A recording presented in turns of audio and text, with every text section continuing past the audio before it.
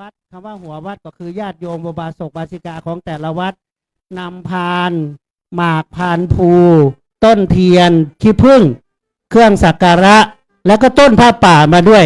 ท่านไปเข้าขบวนแห่ทางข้างล่างเขาก็จะจัดให้ท่านได้ถือพานพุ่มช่อดอกไม้แล้วก็ขึ้นมาด้านบนวางสักการะแล้วเราค่อยเข้านะครับเข้าสู่การประกอบพิธีซึ่งขณะนี้พระเดชพระคุณหลวงพ่อให้คณะสงฆ์นำพัดประจำสมณศักดิ์พระราชาคณะชั้นธรรมที่จะได้ถวายอดิเรกถวายพระพรแด่พระบาทสมเด็จพระเจ้าอยู่หัวเนื่องในโอกาสมหามงคลอย่างยิ่งและด้วยสำนึกในพระมหากรุณาธิคุณอย่างหาที่สุดมิได้ที่พระองค์ท่านโปรดพระราชทานน้ำสงฆ์และผ้าไตรสงฆ์พระบรมธาตุดอยสุเทพเป็นประจำทุกปีนะครับในหลายปีมานี้ตั้งแต่มาปฏิบัติหน้าที่ที่จังหวัดเชียงใหม่รับทราบมาเป็นประจำทุกปีนะครับและผู้รับพระมหากรุณาธิคุณตามหมายรับสั่งก็คือผู้ว่าราชการจังหวัดในแต่ละยุคแต่ละสมัยเพราะฉะนั้นเราข้าราชการของแต่ละส่วนงานก็ถือว่าเป็นหน่วยงานที่สังกัดทั้งส่วนกลางส่วนภูมิภาคได้มาทำงานได้มาสนองพระราชศรัทธาในพระบาทสมเด็จพระเจ้าอยู่หัวสำหรับรายงานพระสงฆ์ทรงสมณศักดิ์10 รูปที่จะโปรดเมตตาเจริญพระพุทธมนต์ในช่วงนี้กล่าวขอกราบพระเดียงด้วยความเคารพอย่างสูงยิ่งซึ่งขณะนี้มีพระเดชพระคุณหลวงพ่อเจ้าคุณพระราชกิติสุนทรที่ปรึกษาเจ้าคณะภาค7วัดพระธาตุเฉลิมพระเกียรติอำเภอฝางจังหวัดเชียงใหม่เมตตาเดินทางมาแล้วกราบอาราธนานิมนต์รูปที่2พระราชปัญญาเวทีผู้ช่วยเจ้าอาวาสวัดท่าตอนพระรามหลวงอำเภอแม่อาย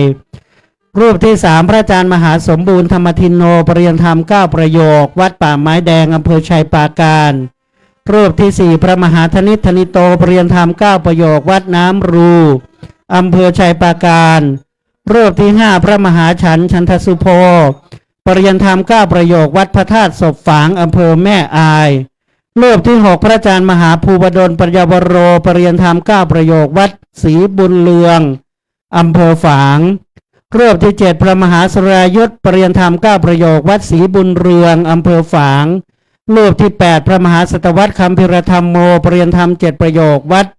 ปันเศร้าอำเภอเมืองเชียงใหม่รูปที่9พระมหาสมชายประภากโรปริยนธรรม6ประโยควัดเชียงมั่นอำเภอเมืองเชียงใหม่และรูปที่10ท่านพระอาจารย์มหาสุพนัสปิยพานีปริยนธรรม6ประโยควัดป่าตึงอำเภอสันกำแพงสำหรับคณะสงฆ์ทั้ง80รูปโดยประมาณรับนิมนต์จากอำเภอเวียงแหงชัยปราการฝางแม่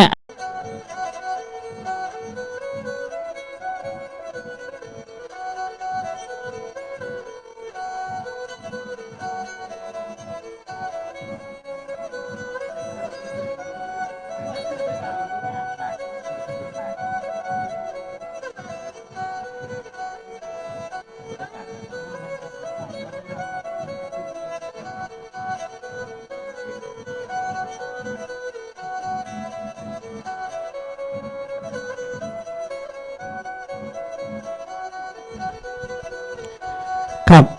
กล่าวขอนิมนต์ดังนี้นะครับรายนามพระสงฆ์ทรงสมณศักดิ์10 รูปที่ดังถวายรายนามเมื่อสักครู่จะได้ขึ้นอาจสำหรับพระสงฆ์พิธีนะครับอีก70รูปฝั่งซ้ายมือนะครับฝั่งซ้ายมือเมื่อตรงเข้ามาจะอยู่อีกฝั่งซ้ายมือศาลาลายจะตั้งเก้าอี้เป็น3แถวนะครับแถวที่1แถวที่2แถวที่3และจะมีพนักงานเจ้าหน้าที่พร้อมทั้งกองงานเลขานุการนะครับนำพัดยศไปวางไว้จัดไว้ตามลำดับที่นั่งสำหรับพระมหาเถระ10 รูปจะอยู่ด้านฝั่งโต๊ะหมู่บูชานะครับฝั่งขวามือนะครับฝั่งขวามือสำหรับพระสงฆ์อีก70 รูปนิมนต์ฝั่งซ้ายครับรายล้อมพระธาตุเจดีย์รายล้อมพระบรมธาตุดอยสุเทพจัดเป็นแถว3 ตอนนะครับเรียงหน้ากระดานในแต่ละศาลาจะมี3 แถวนะครับแล้วก็จะจัดวางเครื่องไทยธรรมประกอบไปด้วยช่อดอกไม้เครื่องสักการะผ้าไตรจีวรและนะครับชุดน้ำชาที่มีตราสัญลักษณ์ของวัดพระธาตุดอยสุเทพให้ท่านนั่งณตรงที่มีเครื่องไทยธรรมและลำดับบัตรที่นั่งที่ท่านได้ลงทะเบียนแล้วนะขอรับเพราะว่าในลำดับการวางพัดต่างๆก็ได้จัดเรียงได้ลงทะเบียนแล้ว ส่วนพระมหาเถระเจ้าคณะพระสังฆาธิการพระสงฆ์ทรงสมณศักดิ์10 รูปก็จะประกอบไปด้วยพระเดชพระคุณหลวงพ่อพระราชกิติสุนทรหลวงพ่อพระราชปัญญาเวทีหลวงพ่อพระมหาสมบูรณ์ธรรมทินโนพระมหาธนิตธนิโตพระมหาฉันท์ฉันทสุโภพระมหาภูบดลปัญญาวโรพระมหาสรายุทธปริยนธรรม9 ประโยคนะครับทั้ง5 รูปนี้แล้วก็ปริยนธรรม7 ประโยคท่านพระมหาสัตวัตรพระมหาสมชายและท่านพระมหาสุพนัสซึ่งในจำนวนนี้6 รูปเดินทางมาแล้วขอรับเมตตาพระเดียงพระสงฆ์ครับเมื่อหลวงพ่อมาถึงหลวงพ่อจะเริ่มประกอบพิธีหลวงพ่อจะให้เวลาไม่เกิน 17 นาฬิกาตรงนะครับหลวงพ่อบอกว่าเอาเวลาละ17 นาฬิกาตรงพร้อมไม่พร้อมมาครบไม่ครบก็เริ่ม 17 นาฬิกาในดีการนิมนต์ไว้เริ่มพิธีในเวลา 16 นาฬิกา 30 นาทีแจ้งเรียนเชิญส่วนราชการก็เชิญไว้ในเวลา 16 นาฬิกา 30 เริ่มพิธีนะครับตามกำหนดการสำหรับข้าราชการชั้นผู้ใหญ่หลายท่านที่มาแล้วแจ้งข้าราชการสำนักงานวัฒนธรรมนะครับจะได้เรียนเชิญท่านหรือว่าให้ท่านเป็นผู้แทนของศรัทธาสาธุชนผู้แทนของวัดพระธาตุดอยสุเทพได้น้อมถวายกับปิยพันธ์ปัจจัยวัตถุทายธรรมนะครับซึ่งวันนี้หน่วยงานที่สังกัดกระทรวงเกษตรนะครับหน่วยงานที่สังกัดกระทรวงแรงงานเป็นต้นนะครับก็จะมาด้วยนะครับแล้วก็ในส่วนอำเภอก็ที่ว่าการอำเภอหางดงนะครับอำเภออีก 2-3 อำเภอนะครับก็มีอำเภอหางดงอำเภอสันทรายนะครับแล้วก็ของข้าราชการในส่วนของหน่วยงานที่เกี่ยวข้องมีท่านตอนนี้ก็มีท่านสำนักงานมีสำนักงานปศุสัตว์จังหวัดเชียงใหม่ด้วยนะครับก็ขอแจ้งดังนี้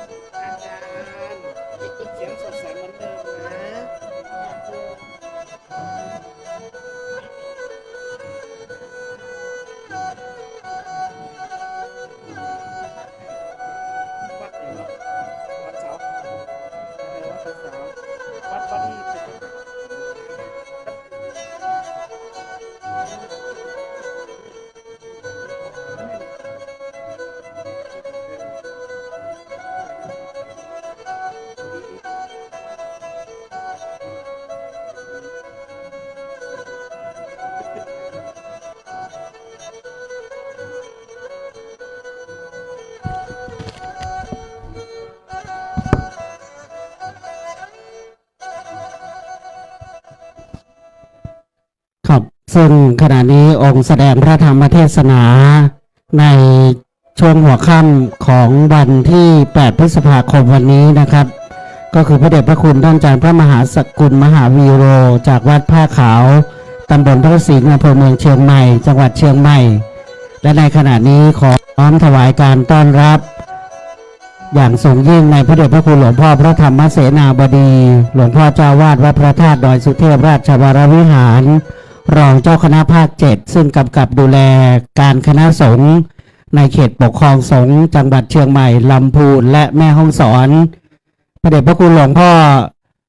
ดังพระธรรมเทศนาเมื่อวานว่าเราทุกท่านไม่ว่าส่วนราชการตั้งแต่ผู้ว่าการจังหวัดข้าราชการฝ่ายทหารตำรวจหัวหน้าส่วนราชการทุกภาคส่วนพี่น้องศรัทธาสาธุชนทั้งใกล้และไกลศรัทธาบาสิกาแต่ละหัววัดได้มีโอกาสเพราะหลวงพ่อเปิดโอกาสงานบุญให้เรา ตอนนี้ส่วนราชการนะครับได้กราบหลวงพ่อเป็นเบื้องต้นนะครับก็ขอเรียนเชิญนะครับท่านใดจะเข้าขบวนแห่ได้ถวายงานหลวงพ่อนะครับถือว่าเป็นโอกาสบุญ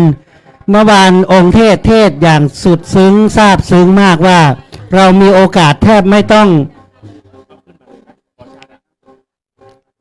เตรียมอะไรเลยเตรียมความงดงามด้วยใจจตุปัจจัยทายธรรมต่างๆหลวงพ่อก็จัดเตรียมเราจะด้วยโดยบุญของหลวงพ่อร่วมบุญกับหลวงพ่อเป็นต้นผ้าป่านำจตุปัจจัยมาเราก็ร่วมมากน้อยมากก็สุดแล้วแต่อัธยาศัยของเรานะครับก็เป็นบุญกุศลเปิดโอกาสให้ทุกท่านถ้าหลวงพ่อไม่ดำริให้จัดกิจกรรมแบบนี้7 คืน 8 วันเราก็หาโอกาสยากนะครับบางจังหวัดก็ไม่มีอันนี้ก็เราถือว่าเป็นบุญของเราที่มาทำงานเชียงใหม่แล้วก็เป็นบุญของพี่น้องทุกภาคส่วนอย่างอำเภอดอยหล่ออำเภอดอยเต่าอำเภออมก๋อยแม่แจ่มเหมารถกันมาเลยนำพานสักการะที่กำลังแห่อยู่เนี่ยมานะครับก็เป็นการทำบุญตั้งใจมาแต่แรกนะครับเพราะฉะนั้นงานไหว้สาบารมีพระธาตุเจ้าดอยสุเทพประจำปีพุทธศักราช 2568 เริ่มตั้งแต่วันฉัตรมงคลถือโอกาสมหามงคลนั้นและตามมติมหาเถรสมาคมได้กำหนดงานสัปดาห์ส่งเสริมการเผยแผ่พระพุทธศาสนาเนื่องในเทศกาลวันวิสาขบูชาวันสำคัญสากลของโลกนะครับเป็นระยะเวลา7 วันเริ่มตั้งแต่วันที่5จนถึงวันที่11 พฤษภาคมแต่พระเดชพระคุณหลวงพ่อปรารภวันมงคลแห่งในหลวงก็คือวันเถลิงถวายญาติสมบัติวันฉัตรมงคลจัดนะครับตั้งแต่วันที่4ก็เป็นระยะเวลา7 คืน 8 วัน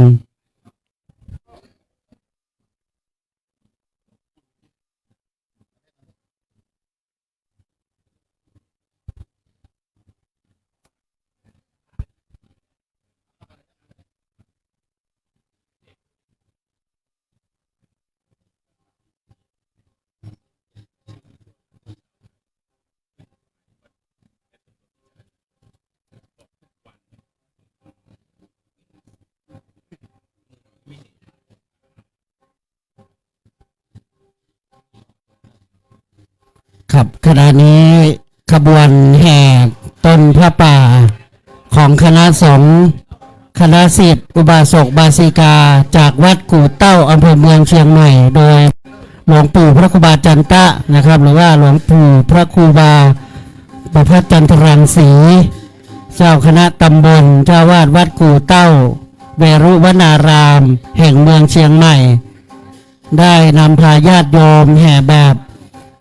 ล้านนาแล้วก็แบบไทยใหญ่ด้วยนะมาน้อมสักการะร่วมในงานประเพณีไหว้สาบารมีพระราชเจ้าสุเทพประจำปี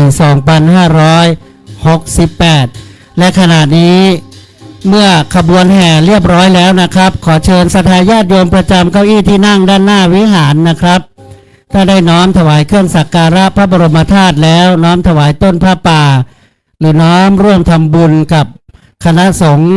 ของวัดพระธาตุดอยสุเทพเป็นการเคารพสักการะด้วยอามิสบูชาในการจัดงานประจำปี 2568 เสร็จแล้วเราไปนั่งนะครับเราจะได้ฟังเทศน์หนึ่งกันแล้วก็ร่วมถวายมหาสังฆทานแด่พระสงฆ์เป็น100 รูปนะครับบางท่านบอกว่าพระสงฆ์มีแค่10 รูปฝั่งนี้ท่านลองไปดูอีกฝั่งหนึ่งนั่งข้างในนี่แถวละ3 ตอนแถวเลยนะครับ80 กว่ารูปแล้วก็มีพระติดตามคณะสามเณรอีกนะครับครับสรุปว่าแต่ละวันมากกว่า150 รูปนะครับที่มาในช่วงค่ำ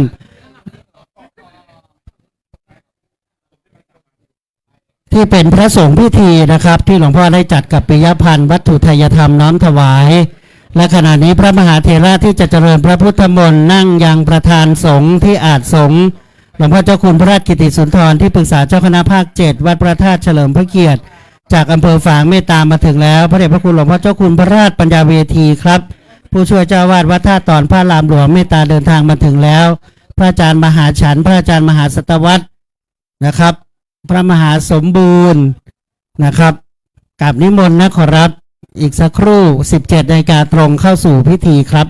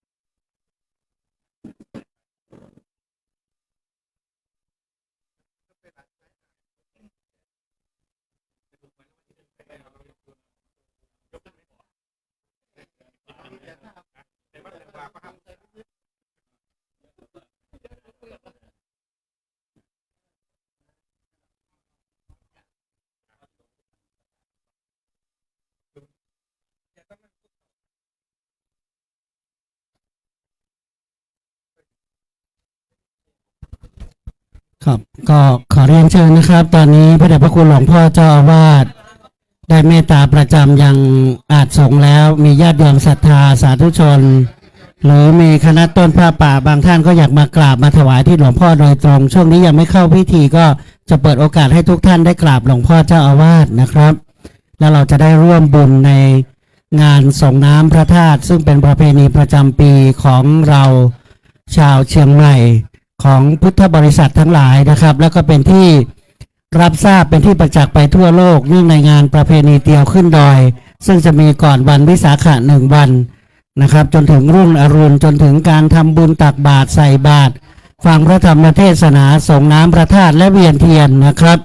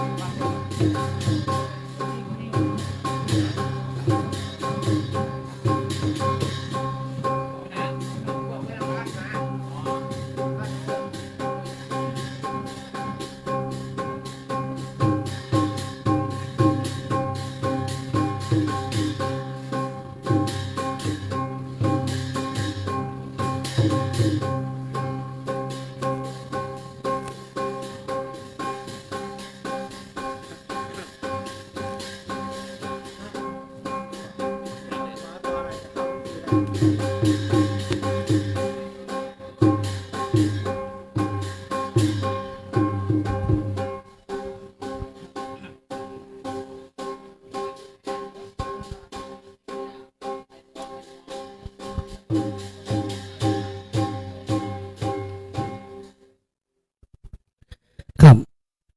ขออนุโมทนาขอบคุณกับคณะนักดนตรีแบบศิลปะพื้นบ้านนะครับจากลูกศิษย์ของพระเดชพระคุณหลวงปู่พระครูบาจันทรังสีแห่งวัดกู่เต้าบัดนี้ท่านประธานในพิธีท่านชัชวาลปัญญารองผู้ว่าราชการจังหวัดปฏิบัติหน้าที่แทนผู้ว่าราชการจังหวัดเชียงใหม่เนื่องในการประกอบพิธีเจริญพระพุทธมนต์สมโภชพระบรมธาตุดอยสุเทพสมโภชน้ำสงฆ์ผ้าไตรพระราชทานจากพระบาทสมเด็จพระเจ้าอยู่หัวเพื่อประกอบพิธีถวายน้ำสงฆ์เนื่องในงานบุญประเพณีไหว้สาปารมีแห่งพระบรมธาตุเจ้าดอยสุเทพเนื่องในเทศกาลสัปดาห์ส่งเสริมการเผยแผ่พระพุทธศาสนาวิสาขบูชาประจำปีพุทธศักราช 2568 คณะสงฆ์มีพระเดชพระคุณหลวงพ่อพระธรรมเสนาบดีเจ้าวาดวัดพระธาตุดอยสุเทพราชวรวิหารเจ้าคณะภาค 7พระสงฆ์พิธีจำนวน80รูปมีพระเดชพระคุณหลวงพ่อพระราชกิติสุนทรพระราชาคณะชั้นราชตำแหน่งที่ปรึกษาเจ้าคณะภาค 7วัดพระธาตุเฉลิมพระเกียรติอำเภอฝางและพระสงฆ์ทุกรูปได้เมตตาประจำยังอาจสงฆ์แล้วกระผมขออนุญาตดังนี้ครับขอนำเรียนกำหนดการในการประกอบพิธีหลวงพ่อกำหนดไว้ในเวลา 17 นาฬิกาตรงเมื่อคณะสงฆ์คณะภาคส่วนราชการศรัทธาสาธุชนพร้อมแล้วลำดับต้นนั้นจะเป็นการจุดธูปเทียนบูชาพระรัตนตรัยประกอบพิธีเปิดกรวยกระทงดอกไม้ถวายความเคารพพระบรมฉายาลักษณ์พระบาทสมเด็จพระเจ้าอยู่หัวและหลังจากนั้นจะได้กล่าวคำบูชาพระรัตนตรัยเมื่อกล่าวคำบูชาพระรัตนตรัยเสร็จสิ้นแล้วนะครับเป็นการนมัสการเบื้องต้นจะได้เรียนเชิญประธานในพิธีจุดเทียนส่องธรรมองค์แสดงพระธรรมเทศนาขึ้นยังธรรมาสเทศท่านประธานในพิธีจะได้น้อมถวายพานขอศีลเสร็จแล้วเราทุกท่านจะได้กล่าวคำสมาทานเบญจศีลองค์แสดงพระธรรมเทศนาเทศจบลงแล้ว1กันจะได้เรียนเชิญประธานในพิธีน้อมถวายบูชากันเทศองค์แสดงธรรมให้พรเป็นคำรบแรก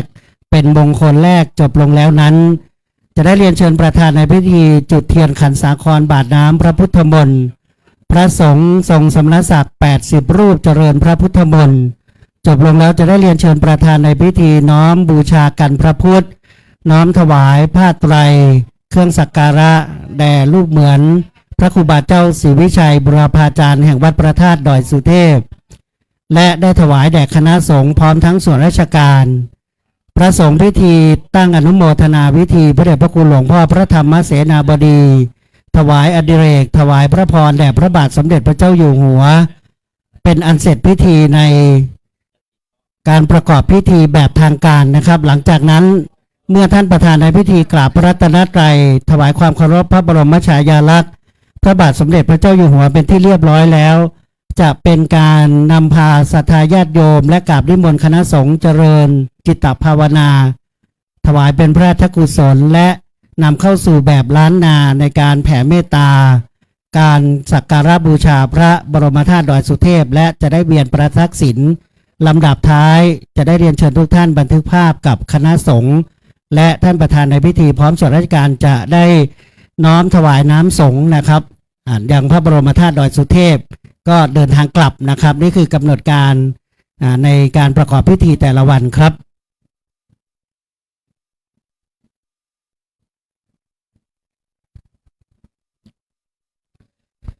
กราบนมัสการพระเดชพระคุณหลวงพ่อพระธรรมเสนาบดีเจ้าอาวาสวัดพระธาตุดอยสุเทพราชวรวิหารเจ้าคณะภาค 7ด้วยความเคารพอย่างยิ่งกราบนมัสการพระเดชพระคุณหลวงพ่อเจ้าคุณพระราชกิติสุนทรที่ปรึกษาเจ้าคณะภาค 7พระสงฆ์ทรงสมณศักดิ์พระเถรานุเถระ ด้วยความเคารพอย่างสูงเรียนนายชัชวาลปัญญารองผู้ว่าราชการจังหวัดปฏิบัติหน้าที่แทนผู้ว่าราชการจังหวัดเชียงใหม่ประธานในพิธีสดับตรับฟังพระธรรมเทศนาและเจริญพระพุทธมนต์สมโภชพระบรมธาตุดอยสุเทพน้ำสงพระราชทานเนื่องในงานไหว้สาประเพณีเตียวขึ้นดอยนมัสการพระธาตุดอยสุเทพเนื่องในสัปดาห์วิสาขบูชาประจำปี 2568 ลำดับนี้เป็นเวลาอุดมมงคลเลิกแล้วขอเรียนเชิญประธานในพิธีจุดธูปเทียนบูชาพระรัตนตรัยและประกอบพิธีเปิดกรวยกระทงดอกไม้ถวายความเคารพพระบรมฉายาลักษณ์พระบาทสมเด็จพระเจ้าอยู่หัวขอเรียนเชิญทุกท่านโปรดยืนขึ้นครับ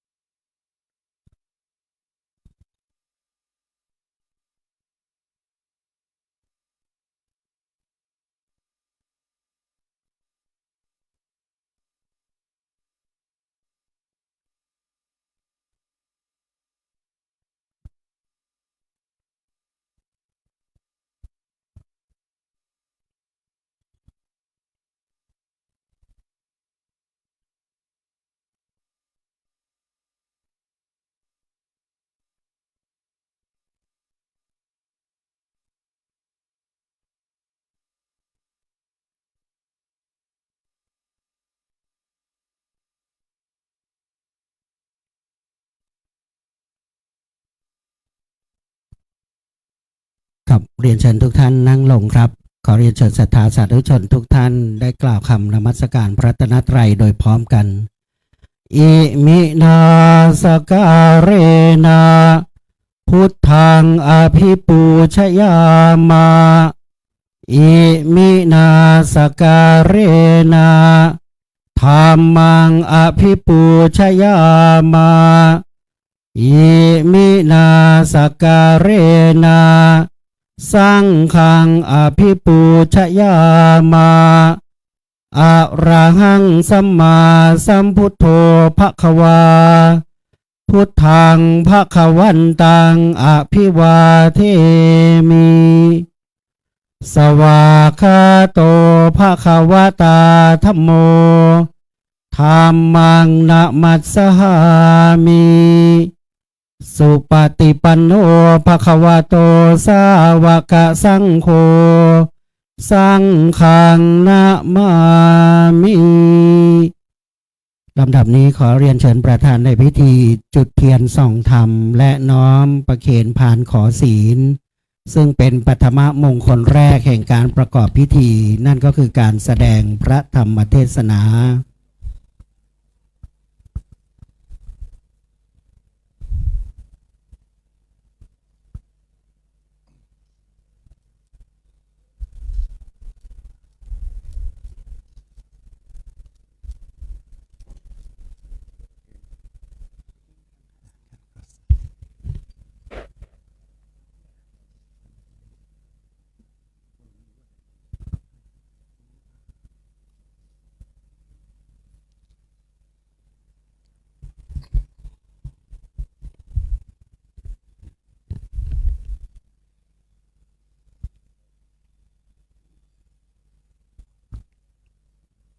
ครับลำดับต่อจากนี้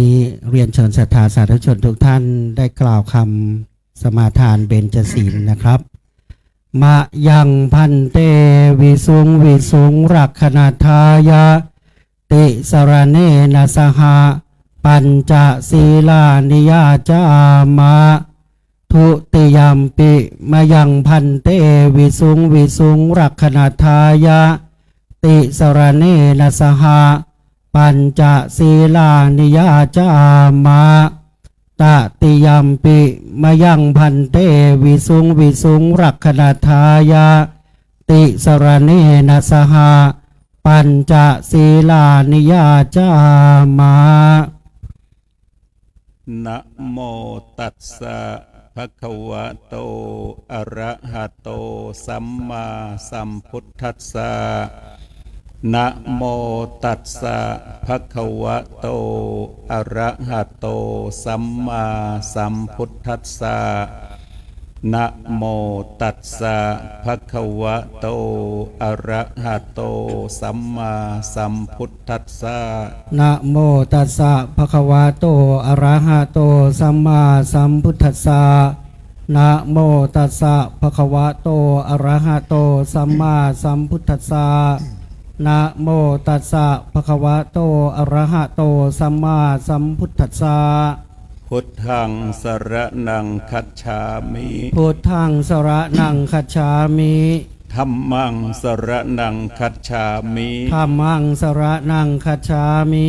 สังฆังสรณังคัจฉามิสังฆังสรณังคัจฉามิทุติยัมปิพุทธังสรณังคัจฉามิทุติยัมปิพุทธังสรณังคัจฉามิทุติยัมปิธัมมังสรณังคัจฉามิทุติยัมปิธัมมังสรณังคัจฉามิทุติยัมปิสังฆังสรณังคัจฉามิทุติยัมปิสังฆังสรณังคัจฉามิตติยัมปิพุทธังสรณังคัจฉามิตติยัมปิพุทธังสรณังคัจฉามิตติยัมปิธัมมังสรณังคัจฉามิตติยัมปิธัมมังสรณังคัจฉามิตติยัมปิสังฆังสรณังคัจฉามิตติยัมปิสังฆังสรณังคัจฉามิ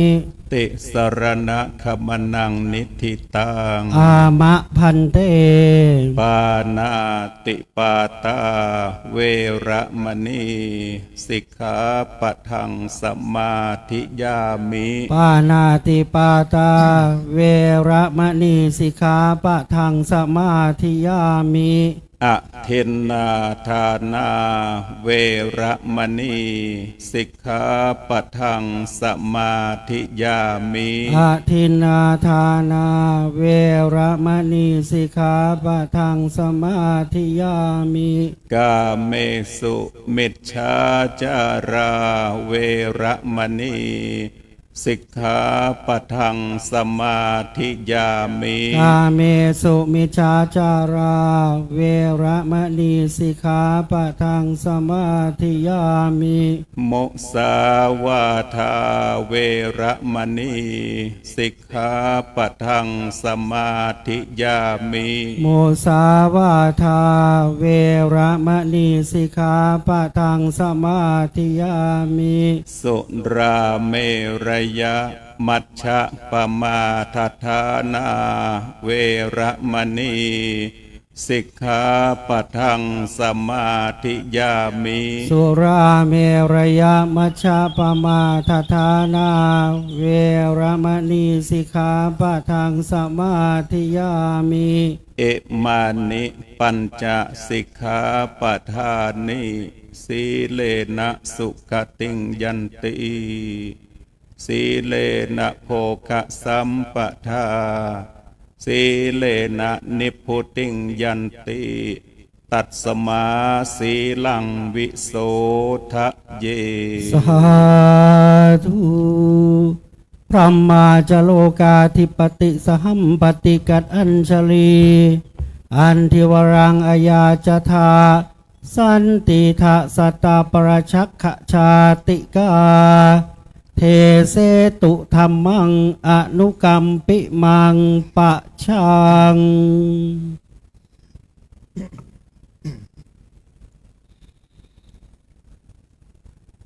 นะโมตัสสะภะคะวะโตอะระหะโตสัมมาสัมพุทธัสสะนะโมตัสสะภะคะวะโตอะระหะโต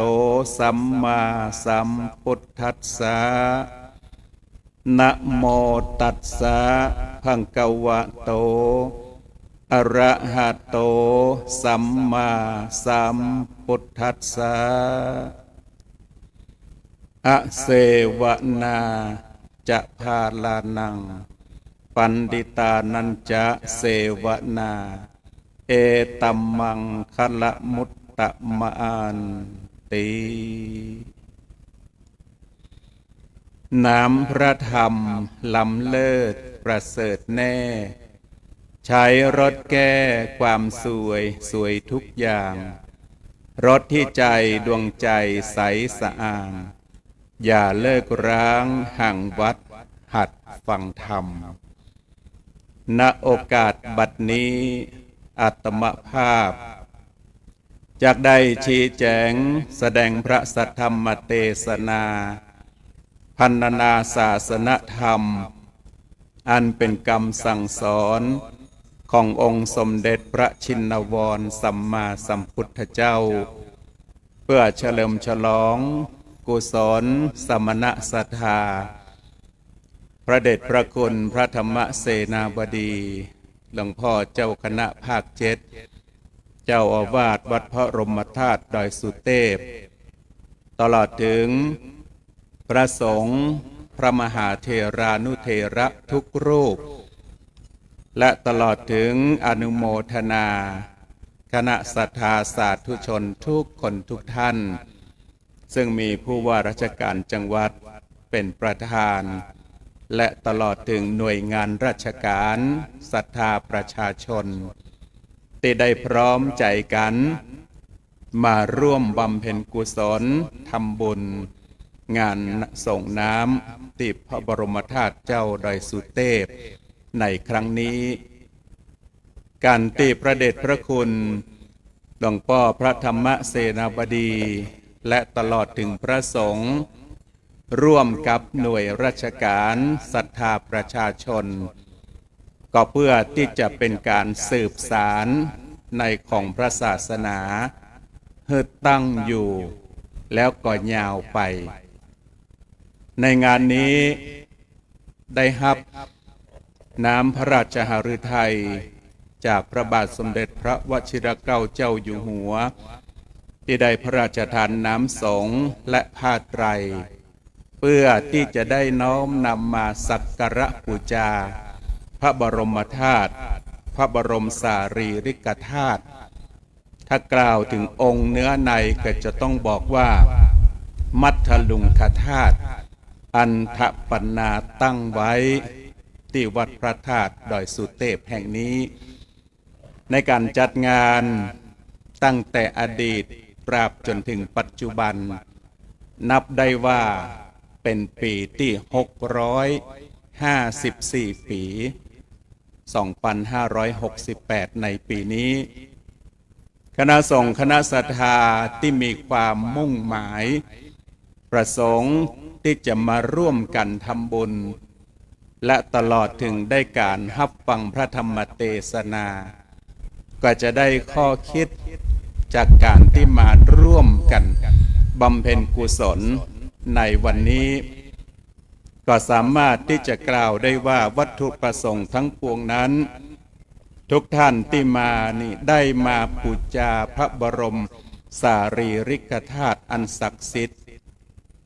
ประการที่สองได้มาฟังข้อคิดจากการเทศน์และประการที่สามจะได้สร้างเหตุแห่งความบประมาททั้งสามประการนี้จักอธิบายด้วยพระธรรมเทศนาแบบธรรมบรรยายตามสมควรแก่เวลาเพื่อที่จะบ่ฮื้อน้อยล้ำไปแล้วก็นักล้ำไปเนื่องด้วยกิจกรรมงานบุญนี้เนื่องด้วยคนหมู่หลายหมู่มากเวลาจึงเป็นเรื่องที่สำคัญประการแรกที่ได้กล่าวว่าทุกคนทุกท่านได้มาบูชาพระบรมธาตุหรือพระบรมสารีริกธาตุอันศักดิ์สิทธิ์นี้มาด้วยหัวจิตหัวใจเพราะว่าพระบรมธาตุ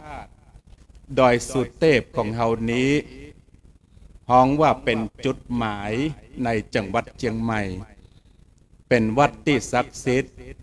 จนกระทั่งมีคำกล่าวมีคำอู้ว่าถ้ามาเชียงใหม่บ่ได้มาไหว้ที่วัดพระธาตุดอยสุเทพเนี่ย มาถึงเมืองเชียงใหม่การสร้างเมืองตั้งการสร้างวัดพระธาตุตั้งแต่พุทธศักราช1926สมัยพญากือนากษัตริย์ลำดับที่6ในราชวงศ์มังรายได้ก่อสร้างห้างแป๋งในวาทะนี้ก็จะได้ขอยกเอาเป็นก่อนร่ายแบบล้านนาก็แล้วกันเพื่อที่จะได้ให้ทุกคนทุกท่านได้ฟังเหี่ยสักน้อยหนึ่ง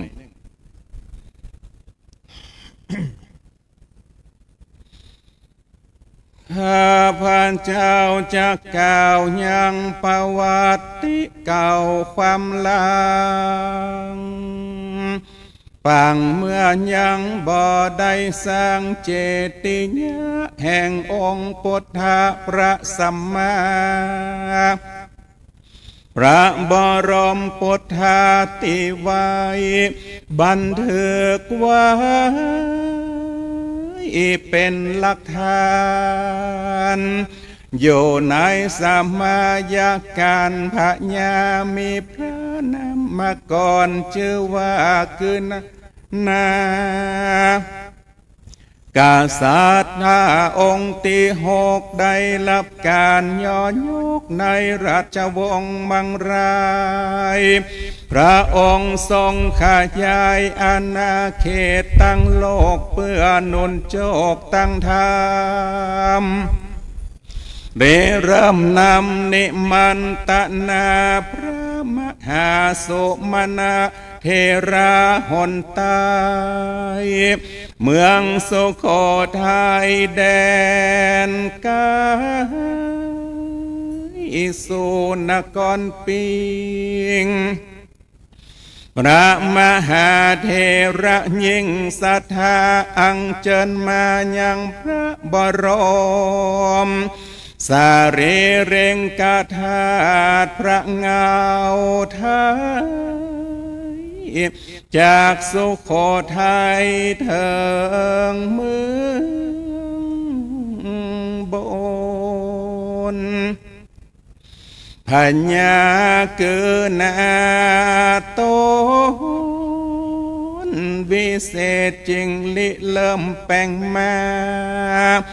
ด้วยพระราชาศรัทธาแก่กาประดุจว่ามิตรคมกล้าผ่ามังสังทาโลยังหาทายาตับปอดแสกแสงสอดกาญาตำแผ่วโลมาแสนเส้นปิติตื่นเต้นตมตามจึงได้สร้างพระบรมธาตุสวดเทวงามตั้งมันตั้งแต่บัดนั้นเป็นต้นมาเบื้องต้นแห่งพระราชาสันธาโพธแผ่วมาปัจจุบันนาพระมหาเถระพระธรรมเสนาบดีสืบสายนำปวงชนตั้งหลายมามุ่งมัดหมายไว้สักการเอินทลาบยาวนานเสือไปนาแดดเตอนานแลหมอกว่าให้พอดีเนาะอันนี้แต่งเพื่อที่จะให้รู้ว่ากว่าที่พระบรมธาตุจะได้มาทะปัญนาตั้งไว้จากแดนไก่สู่เมืองเชียงใหม่ก็คงบัดสืบประวัติไปยาวไก่จากเมืองสุโขทัยขึ้นมาสู่นครปิงเชียงใหม่เกิดเหตุการณ์ประหลาดสมัยเมื่อพระสุมาณเถระเจ้าที่ได้จำพรรษาอยู่ที่วัดสวนดอกพระธาตุแตกเป็นสององค์หลักองค์ใหญ่ได้นำมัทปัญนาตั้งไว้ที่ยอดดอยกบะใจจะมาด้วย ความง่ายต้องเสี่ยงทายด้วยจ้างมังกละกว่าจะแวะเวียนไปถึงประตูจ้างเพื่อขึ้นมาถึงดอย3 ดอยด้วยกันทึกมาถึงบนยอดดอยจ้างมงคลตัวนั้นจึงสิ้นใจเพราะประดุจหนึ่งว่าต่อไปนี้จะบ่ได้เป็นพาหะต่างภัยแถมแล้วต่างแต่พระบรมสารีริกธาตุที่มาตั้งมั่นอยู่ในตัตตินีตัตตินีจึงเป็นสลีของเมืองเชียงใหม่โดยแท้เมื่อพระบรมธาตุเจ้าได้สร้างสมัยนั้นล่วงเลยผ่านมาก็มีทั้งสองยุคคือยุคร้างและยุครุ่งเรืองไรในยามที่ร้างเนี่ยห่างจากเมืองเชียงใหม่มาไกลขาดตึงพระสงฆ์ขาดตึงเสนาสนะขาดตึงจตุปัจจัยที่จะได้มาสนับสนุนแต่ตอนที่รุ่งเรืองที่สุดคณะศรัทธาญาติโยมจึงเป็นที่มาของประเพณีเตียวขึ้นดอยเมื่อมีบุคคลอันวิเศษชื่อว่าครูบาเจ้าศรีวิจัยได้อยู่ในเมืองเชียงใหม่พระธาตุเจ้าดอยสุเทพสมัยนั้นเป็นแพะเป็นป่าเป็นเขาบ่ได้มีถนนหนทางที่สะดวกสบายเตียวขึ้นมาใช้เวลาถึงน่าจะประมาณ5 ชั่วโมงลำบากขนาดเมื่อปรารภว่าเหตุการณ์บ้านเมืองสมัยนั้น2477ท่านหลวงศรีประกาศท่านเป็นสสท่านเป็นผู้นำขนาดว่าจะนำไฟฟ้าคือความแสงสว่างความทันสมัยที่สุดเอามาไว้ก็ยังทำบ่ได้จึงได้ไปปรึกษาหลวงพ่อครูบาเจ้าศรีวิจัยณเวลานั้น2474จำพรรษาที่วัดพระสิงห์หลวงขอครูบาท่านไปช่วยนำความเจริญขึ้นสู่วัดพระธาตุเจ้าดอยสุเทพจะเอาไฟฟ้าขึ้นได้ก็แฮะครูบาท่านพิจารณาดูแล้วด้วยญาณอันวิเศษญาณปัญญาจึงบอกว่าถ้าเอาไฟฟ้าขึ้นมานี่บัดสำเร็จแต่ถ้าเป็นถนนจะสำเร็จสร้างความประหลาดใจถ้าโออย่างตันสมัยก็บอกว่าเซอร์ไพรส์ครูบาอย่างมากึดใหญ่ได้แต่กะได้บ่ได้ก็ขอปรึกษาหารือกับเทวดาก่อนนอกรอวันรอคืนว่าวันพุกมาเจ้าหลวงศรีประกาศมาเอาคำตอบเนี่ยนอนบ่รับคืนหุ่งหูว่าจะแล้วบ่แล้วโอ้ได้กะตั้งแต่บัดนั้นเป็นต้นมาการสร้างทางดอยสุเทพจากที่ลุ่มจนกระทั่งถึงยอดพระธาตุเจ้าดอยสุเทพระยะทาง11 กิโลใช้เวลาในการสร้างทาง5 เดือนกับ22 วันไผ่มาช่วยกันสร้างข่าวบุญการกุศลทั้งหลายแพร่สะพัดกระจายไปเพราะตอนแรกลงจอบแรกบ่มีภัยเจ้าบ้านเจ้าเมืองก็ห่วงว่าจะแล้วก็ครูบาท่านก็บอกว่าบ่ต้องห่วงบ่เมินจึงมีคนมาช่วยพร้อมตั้งสัจจะอธิษฐานอาตมาภาพได้อ่านประวัติมาถึงตอนนี้ก็เลยได้ข้อคิดว่าสิ่งที่มันเกิดขึ้นงานใหญ่เกินงบประมาณแต่ท่านใช้คำว่าอธิษฐานให้สำเร็จนี่แปลว่าท่านครูบาเจ้าศรีวิจัยท่านใช้คำว่าปารมีในพระพุทธศาสนาเพราะท่านนั้นปรารถนาที่จะเป็นพระพุทธเจ้าองค์ใดองค์หนึ่งนี่เป็นคำยืนยันจากหลวงปู่มั่นภูริทัตโตอดีตเจ้าวาดวัดเจดีย์หลวงที่ได้กล่าวไว้ว่าพระสิริวิจัยญาตนนี้ประพฤติดีปฏิบัติดีท่านปรารถนาจะเป็นพระโพธิสัตว์ในวันข้างหน้าแสดงว่าครูบาท่านก็ใจปารมีอันว่าปารมีที่พระโพธิสัตว์เช่นพระพุทธเจ้าของเฮานั้นมี10 อย่างด้วยกัน จะต้องทำให้เต็มอย่างใดอย่างหนึ่งจะทำให้เต็มสองอย่างในชาติเดียวกันไล่ไปตั้งแต่เรื่องทาน ศีล เนกขัมมะ ปัญญา วิริยะ ขันติ สัจจะ เมตตา อธิษฐานและอุเบกขาครูบาตั้นเจ้าใจคำว่าอธิษฐานเงินงบประมาณบ่มีบ่เป็นอย่างขอให้เอาใจว่านี่คือสิ่งที่ว่าพระบรมธาตุเจ้าดอยสุเทพเมื่อห่างจากบ้านจากเมืองตั้งตึงบัดสะดวกแต่เมื่อได้รับความสะดวกจากปุญญาบารมีของพระมหาเถระชื่อว่าครูบาเจ้าศรีวิจัยจึงเตี้ยวขึ้นมาจึงเดินทางขึ้นมาฉะนั้นทุกย่างก้าวของศรัทธาสาธุชน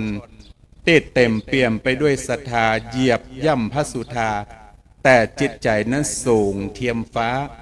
เพราะจะได้มาปูจาสิ่งที่ฮ้องว่าสูงค่าเขากำลังมากราบมาไหว้ได้คติอันอย่างกับพระบรมธาตุดอยสุเทพในส่วนของพระบรมสารีริกธาตุขององค์สมเด็จพระสัมมาสัมพุทธเจ้าแม้เป็นของน้อยแต่มากยิ่งด้วยคุณค่าศรัทธาประชาชนกี่ร้อยกี่พันกี่หมื่นกี่แสนต้องใจคำว่าปัญจกาญาศิลศาสตร์ทั้งหมดมากราบแทบแนบไว้กับองค์พระบาทถ้าเมื่อเฮาได้คุณค่าจากชีวิตว่าหนึ่งคนที่เกิดมาเป็นเอกบุคคลเป็นยอดของโลกเฮาตั้นทั้งหลายยังมากราบมาไหว้แม้กระทั่งว่าสรีระร่างกายเพียงน้อยนิดก็ทำชีวิตของเฮาให้เกิดความรุ่งเรืองคนตายถ้าบ่มีคุณค่าใจการบ่ได้แต่สิ่งสารสัตว์ทั้งหลายตายแล้วกลายเป็นอาหารให้กับคนอย่างกรรมที่นักปราชญ์ท่านได้เขียนไว้ว่าจ้างม้างัวควายตายแล้วเหลือหนังดุกเข่าห่างยังเอาใจกันได้จะลวงสุดตึงปุ่มและไส้คนเฮายังกินลำอิ่มท้องคนเฮาตายสหายพี่น้องไผ่บกห่วงข้องอาลัยจะสุดดุกหัวยังเอาตุ่มไก่กลัวจักเป็นภัยผีจักหลอกได้ความชั่วรีบหนีความดีรีบใกล้ทำดีแล้วชื่อหากตึงดีเมื่อทุกท่านมาร่วมกันสักการะบูชาพระบรมสารีริกธาตุของพระพุทธเจ้าเฮากำลังโยกตัวตนของเฮาขึ้นสู่ที่สูงนี้เรียกว่าบูชาหรือว่าบูชาพระบรมสารีริกธาตุอันศักดิ์สิทธิ์มาแล้วทุกท่านได้ฟังข้อคิดจากการเทศน์พุทธพจน์บทเทศที่ได้ยกเป็นอุเทศไว้เบื้องต้นว่าอาเสวนาจะพาลนังปันดิตานันจะเสวนาซึ่งเฮาท่านทั้งหลายได้ฟังกันจนคุ้นแต่บทนี้อาตมาภาพคิดว่าเป็นบทเบื้องต้นเพราะพระมหาเถระผู้เขียนมังคลททีปณีก็คือพระสิริมังคลาจารย์เขียนไว้เมื่อปีพุทธศักราช 2067 ได้ห่ำได้เฮียนจากประเทศลังกามาเป็นพระสงฆ์ที่สืบศาสนาและบัดเต้าแต่นั้นก็คือครูบาเจ้าศรีวิจัยได้นำเอามาเป็นบทอุเทศเหตุแห่งการสอนศรัทธาสาธุชนชื่อว่าอานิสงส์รักษาศีลสมัยเมื่อจำพรรษาที่วัดพระสิงห์หลวงตมาภาพได้สนใจในคำแปลของครูบาตั้นเจ้าเปิ้นแปลว่าอาเสวนาจะพาลนังก็สรุปความว่าเขาหูจักคนไปนอกด้วยตานอกมันง่ายแต่เฮาจะหูจักพานภายในเนี่ยยากเหตุใดจึงต้องว่าอย่างนี้เพราะคนพานภายนอกพอด้วยตาก็ง่ายไผกินเหล้าเมายาบุบหัวตีตาก้าไข่อันเป็นทุจริตหันมดแต่เฮาบ่สามารถที่จะหันความเป็นพานความอ่อนปัญญาในตัวได้ซึ่งมันพกผ่านจากคำว่าปัณฑิตานักปราชญ์ศัพท์คำว่าปัณฑิตานักปราชญ์ความมุ่งหมายในพระธรรม ซึ่งในศัพท์นี้หลวงพ่อพระสิริมังคลาจารย์ได้ใจคำที่เพราะขนาดในภาษาบาลีว่าสุจินติตะจินตีแปลความจากภาษาไทยว่าคิดดีศรัทธาสาธุชนทั้งหลายเฉพาะในศัพท์นี้ถ้าหากว่าแปลศัพท์แบบกลุ่มภาษาเดียวกัน family language ก็จะแปลได้ว่า positive thinking คิดบวกโลกจึงบวกเอกสารสำคัญนี้จึงแสดงให้หันว่าสุดจินติตะจินตีเป็นคำสอนที่บรรลาสมัยแต่ยังใหม่เสมอไปตั้งใดครูบาก็เหมือนกับว่าสอนให้เฮานั้นได้คิดบวกไว้เนิ่นและบัดเต้าแต่นั้นองค์ธรรมแห่งครูบาตั้นสอนต่อไปว่า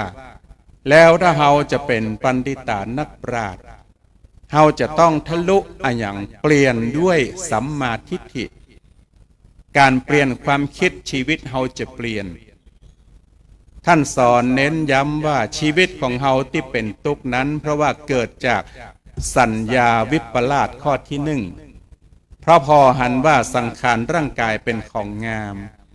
แท้ที่จริงธาตุสี่ขันธ์ห้าและอาการ32เป็นของบัดเตี้ยงบ่มั่นการที่จะนำตัวตนให้ได้เป็นปัณฑิตานักปราชญ์เหตุแรกท่านบอกว่าให้มันฟังธรรมเตอะมันฟังธรรมของพระพุทธเจ้าจดจำไว้ในใจ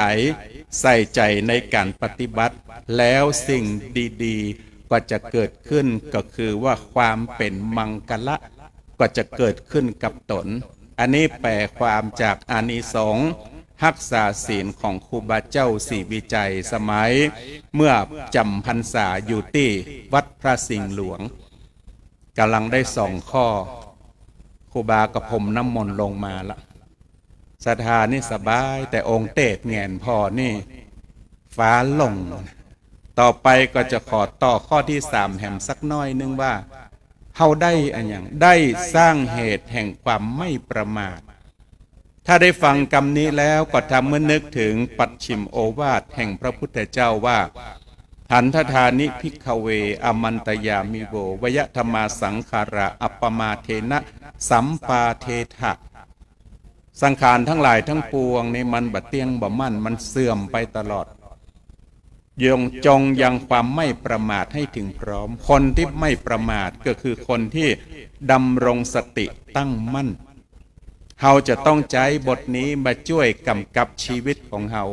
แต่กาที่ว่าสังขารบัดเตียงบ่มั่นนักปราชญ์นักเทศในประเทศไทยชื่อดังนามผู้เป็นครูบาอาจารย์ว่าหลวงตาแพรเยื่อไม้ได้เขียนเป็นบทแลว่าดวงตากลมเคยคมวาวก็ขุ่นขาวเป็นฝั่งฟ้าฟันเคยเรียบเหมือนระเบียบมุกดาก็กลับมาเหลือแต่เหงือกแดงๆอีกเส้นผมที่เคยดำขำขลับก็กลายกลับมาแลดูขาวเป็นแป้งเนื้อหนังเคยตึงประหนึ่งผิวแตงก็มาห้อยต่องแต่งยานตรงเตงอันนี้บ่ได้ว่าเฮือไผ่กึดคนเดียวเตอะเพียงแต่ว่าสิ่งที่เฮาหันน่ะเฮาหันหรือว่าคนอื่นหันเฮาจึงจำเป็นที่จะต้องใจสติอยู่ตลอดจงเอาสติไว้ที่กายอันตรายทั้งปวงก็จะทำอะไรเราไม่ได้ให้เอาสติไว้ที่หูให้มากไม่ต้องไปสนปากของคนอื่นเอาสติกำกับที่หัวใจความผ่องใสก็จะเกิดทุกคราเวลาเราอยู่ในสังคมคนในปากเลี่ยมปากแซวนักขนาดเพื่อนฮ้องว่าคนชอบที่จะบูลลี่กันและคำพูดที่สร้างความแตกแยกเรียกว่า hate speech สูงมากเวลาปะกันแทนที่จะชมประชมเขาอย่างมาตุ้ยเนาะโอ้อีล้ำเหลืออย่างมาผอมเนาะอย่ามาเท่าเนาะอย่าให้ใครมาว่าเราแก่เราจะรู้สึกแย่กับคนที่พูดแต่ให้เรารู้สึกว่าตนเองเราแก่และเราจะรู้สึกความถึงท่องแท้แห่งสัจธรรมถ้ารู้อย่างนี้เรียกว่ามีสติอยู่กับตัวก็ไม่ต้องกลัวอะไรคณะศรัทธาสาธุชนทุกคนทุกท่านได้มาร่วมกันทำบุญในงานส่งน้ำพ ระบรมสารีริกธาตุในปีนี้นับว่าได้654 ปีล่วงแล้วพระเดชพระคุณหลวงพ่อพระธรรมเสนาบดีผู้เป็นประธานพระสงฆ์ผู้ปฏิบัติดีเป็นผู้นำในสังคมสงฆ์ได้นำเฮาทุกคนทุกท่านเข้าสู่พระรัตนตรัยจึงกล่าวได้ว่ามางานครั้งนี้ได้มาร่วมกันบูชาพระบรมธาตุสารีริกธาตุอันศักดิ์สิทธิ์ได้มาฟังข้อคิดจากการเทศน์ซึ่งวันนี้ได้ยกหัวข้อการประคบคนพาลการคบบัณฑิตเป็นมงคลในชีวิตถอดจากธรรมครูบาเจ้าศรีวิจัยและได้สร้างเหตุแห่งความบัประมาทซึ่งถือว่าเป็นอมตะวาจาของพระพุทธเจ้าตรัสเพียงครั้งเดียวแต่ทำให้คนหลายพันล้านตื่นจากมายาทำให้คนหูได้ความจริงมากขึ้นดังที่อาตมาภาพ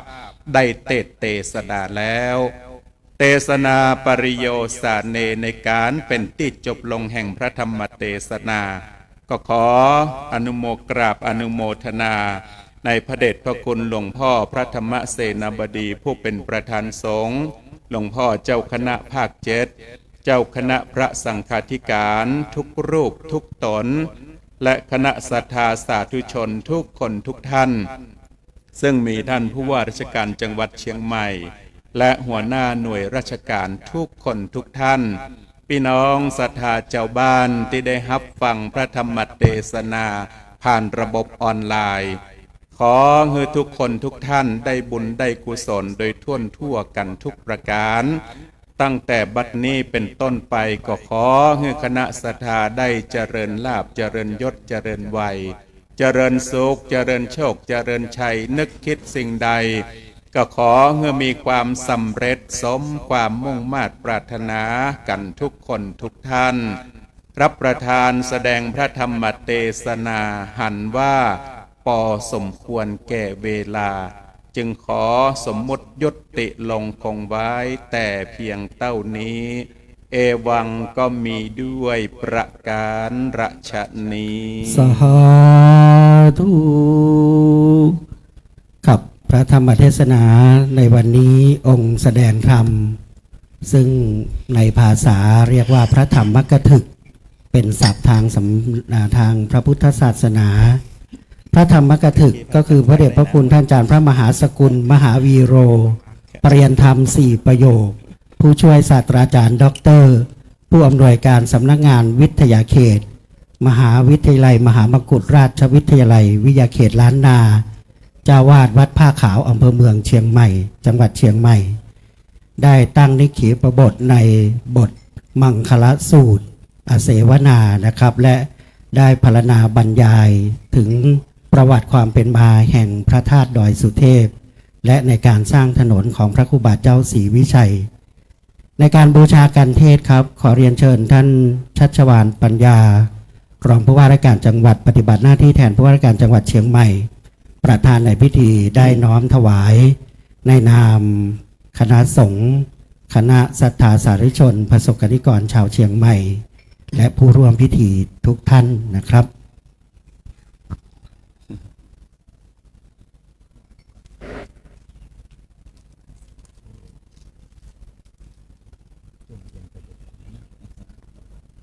กับเมื่อท่านน้อมประเคนแล้วเชิญท่านประจำยังเก้าอี้รับรองดังเดิมขออนุญาตนำเรียนไปยังศรัทธาสาธุชนทุกคนทุกท่านทั้งในส่วนที่รับฟังออนไลน์นะครับและบริเวณรอบพระธาตุนะครับถ้าท่านใดมีน้ำหยาดเตรียมหยาดน้ำพระสงฆ์ที่แสดงธรรมจะได้อนุโมทนาวิธีครับ ยะถาวาริวหาปุราปาริปุเรนติสาคารังเอวะเมวะอิโตทินังเปตานังอุปกัปปติอิจฉิตังปัฏฐิตังตุมหังคิปะเมวะสมิจฉตุสัพเพปุเรนตุสังกัปปาจันโทปนะระโสยะถามณิโชติระโสยะถา สัพปิติโยวิวัชชันตุสัพพะโรโควินัสสตุมาเตภวัตวันตรายโยสุขีติคายุโกภวะอภิวาทนาสีลิสนิจจังบุทธาปจายโนจัตตารโอธรรมาวัฏันติอายุวันโนสุขังปะลา สาธุครับเป็นมงคลนะครับลำดับแรกแห่งการแสดงพระธรรมเทศนานามมนต์จากเทวาอารักษ์ได้ปล่อยลงนิดหนึ่งสำหรับญาติโยมที่อยู่รายล้อมศาลาทั้งบนและล่างนะครับเข้าที่ร่มได้เลยนะครับพอออกไม่ออกเขาที่นั่งอยู่ลูกศิษย์จากวัดกู่เต้าหลายท่านเข้าร่มได้เลยนะครับในลำดับนี้องค์แสดงธรรมเมื่อลงจากธรรมาเทศน์พระสงฆ์ทรงสมณศักดิ์80 รูปมีพระเดชพระคุณหลวงพ่อเจ้าคุณพระราชกิติสุนทรที่ปรึกษาเจ้าคณะภาค 7วัดพระธาตุเฉลิมพระเกียรติอำเภอฝางหลวงพ่อพระราชปัญญาเวทีผู้ช่วยเจ้าวาดวัดท่าตอนพระรามหลวงอำเภอแม่อายพระมหาปรริยนธรรม9 ประโยค5 รูปพระมหาปรริยนธรรม7 ประโยคและพระมหาปรริยนธรรม6 ประโยคที่อาจสงฆ์พิธีทั้ง10 รูปพระสงฆ์สมณศักดิ์ประกอบด้วยคณะสงฆ์ใน5 อำเภอมีอำเภอสันกำแพงชัยปราการฝางแม่อายเป็นต้นนะครับจะได้เจริญพระพุทธมนต์ลำดับนี้ขอเรียนเชิญท่านประธานในพิธีจุดเทียนขันสาครบาทน้ำพระพุทธมนต์และน้อมประเคนที่ประธานสงฆ์พิธีครับ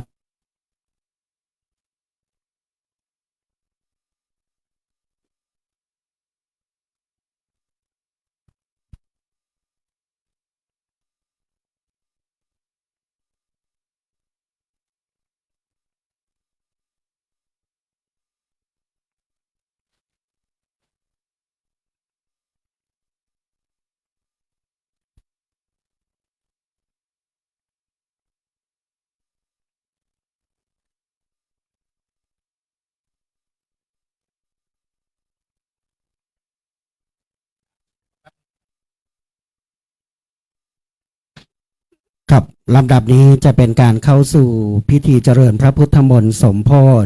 พระบรมธาตุดอยสุเทพและสมโภชน้ำสงฆ์พระไตรพระทานในพระบาทสมเด็จพระเจ้าอยู่หัวขอเชิญทุกท่านได้ตั้งจิตตั้งใจสดับตรับฟังพระพุทธมนต์น้อมใจเป็นบุญกุศลนะครับวิปัสติปฏิภาหายาสัพพสัมปติสิทธิยาสัพพทุกขวินาศายาปริตังพรูทะมังคลังวิปัสติปฏิภาหายาสัพพสัมปติสิทธิยาสัพพพยาวินาศายาปริตังพรูทะมังคลัง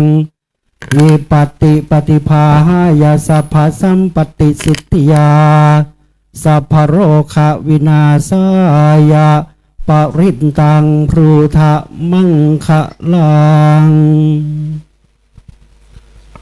สรชังสะเสนังสะพันธุงนรินทางปริตานุภาโวสัทธารักขตุติปริตัวนเมตังสเมตาพะทันตาอวิคิตาจิตตาปริตังพนันโตสักเคกาเมจารุเปกิริสิกรตาเตจันตริเควิมาเนทิเปรัตเทจาคาเมตรวนาคหะเนเคหาวัตุมหิเคเตปุมมาจยันตุเทวาจลาทลาวิสเมยะขะคันทพนากาติทันตาสันติเกยังมุนิวระวะจนังสาทโวเมสุนันโตธรรมสวนาคาโลอายัมพะทันตาธรรมสวนาคาโลอายัมพะทันตาธรรมสวนาคาโลอายัมพะทันตา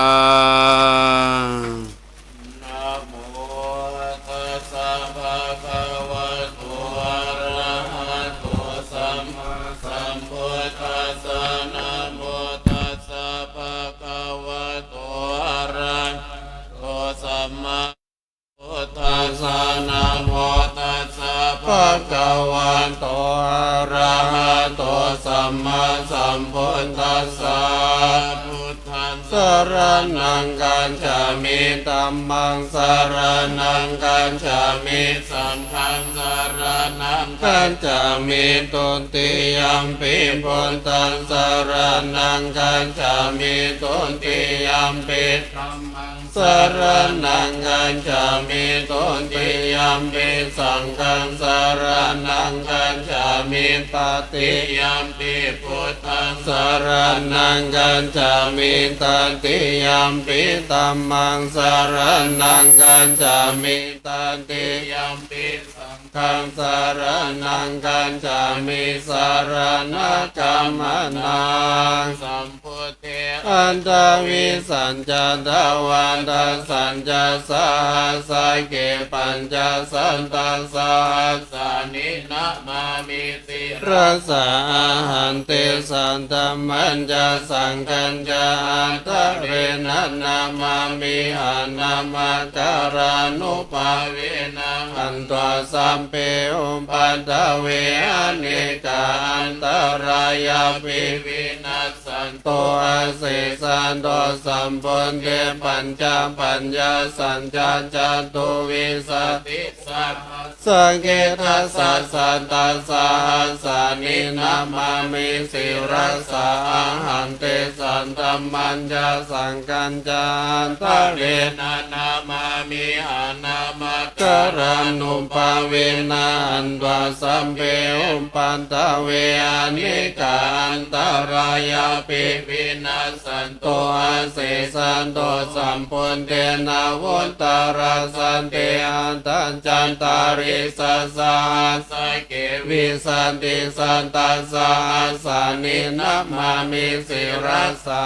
หันเตสันธรรมันจะสังคัญจะอัตเรนะนามามิหันนามาการานุภาเวนะอันวาสัมเปอุปัฏฐเวอเนกาอันตรายาปิวินัสสันโตอาเสสันโต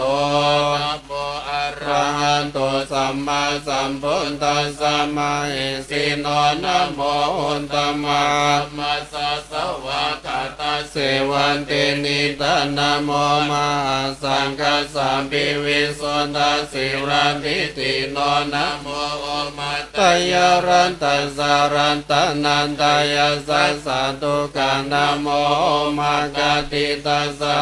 สวัสตุตยัสสะปินะโมกระปัมภาเวนะวิกัจฉันตุปันตวานะโมการานุภาเวนะโสวันติหนตุสัพพตานะโมการสติเจนะวิติมิโหมิเตจวาอุมานันเทวานังสันตาสนปัญจตุมมาราชิกาเทวาสันตามนุสาเวสุนจตุมมาราชิกานันเทวานังสันตังสันตานตาวาติงสาเทวาสันตามนุสาเวสุนตาวาติงสานังเทวานังสัตตังสุตวายมมาเทวาสัตตามนุสาเวสุยามานังเทวานังสัตตังสุตวาตุสิตาเทวาสัตตามนุสาเวสุนตุสิตานันเทวานังสัตตังสุตวานิมานารติเทวาสัตตามนุสาเวสุนิมานารตินันเทวานังสัตตังสุตวาปารานิมมินตาสวัสติเทวาสัตตามนุสาเวสุปารานิมมินตาวาสวัสตินังเทวานังสัตตังสุตวาธรรมกายิกาเทวาสัตตามนุสาเวสุเอตัมภะคะวะตาภาลานาสิยังอิสิบันดาเนติขันธายเยอนุตตรังธัมมัญจังกังภวันติตังอัปปติวันติยังสัมมาเนนะวะธัมมาเนนะวะเทเวนะวะมาเรนะวะพระมุนะวะเกนะจิวะโรกะสมิเตจิหะเตนะกะเนนะเตนะโมเตนะยาวะปัมมาโลกาสะโตอะภุงคันจิอายัญจะตัสสะสะหะสิ โลกันดานตุสังกัมปิสัมภะกัมปิสัมภเวทิอัปปมาโนจาโอราโลโอบาโสโลเกบันตุราโอสิอาติกาเมวะเทวานังเทวานุภาวังอันดาโกภังขาวาอุณานังอุณาเนสิอัญญาสิวัตตาโพโกตัญโยอัญญาสิวัตตาโพโกตัญโยติติหิตังอายาสมันโตโกตัญญังสาอัญญาโกตัญโยดาวิวันามังอาโอสิติธรรมจักตปวัตนาสุตานิติตาเสวนาจะปาลนัมปันติตานันจะเสวนาปุญญาจะปุญญานิยานาเอธัมมังคาลามุตธัมมังปันติโรปันเตสาวาโสจัมปุเปจังกันตาปุญญาตาอันตสัมมาปานิติจาเอธัมมังคาลามุตตัมมังภาวุสัจจัญญาสิปัญจวินัยโยจัสสุสิงหิโตสุภาสิตาจายาวาจาเอธัมมังคาลามุตตัมมังตาปิโต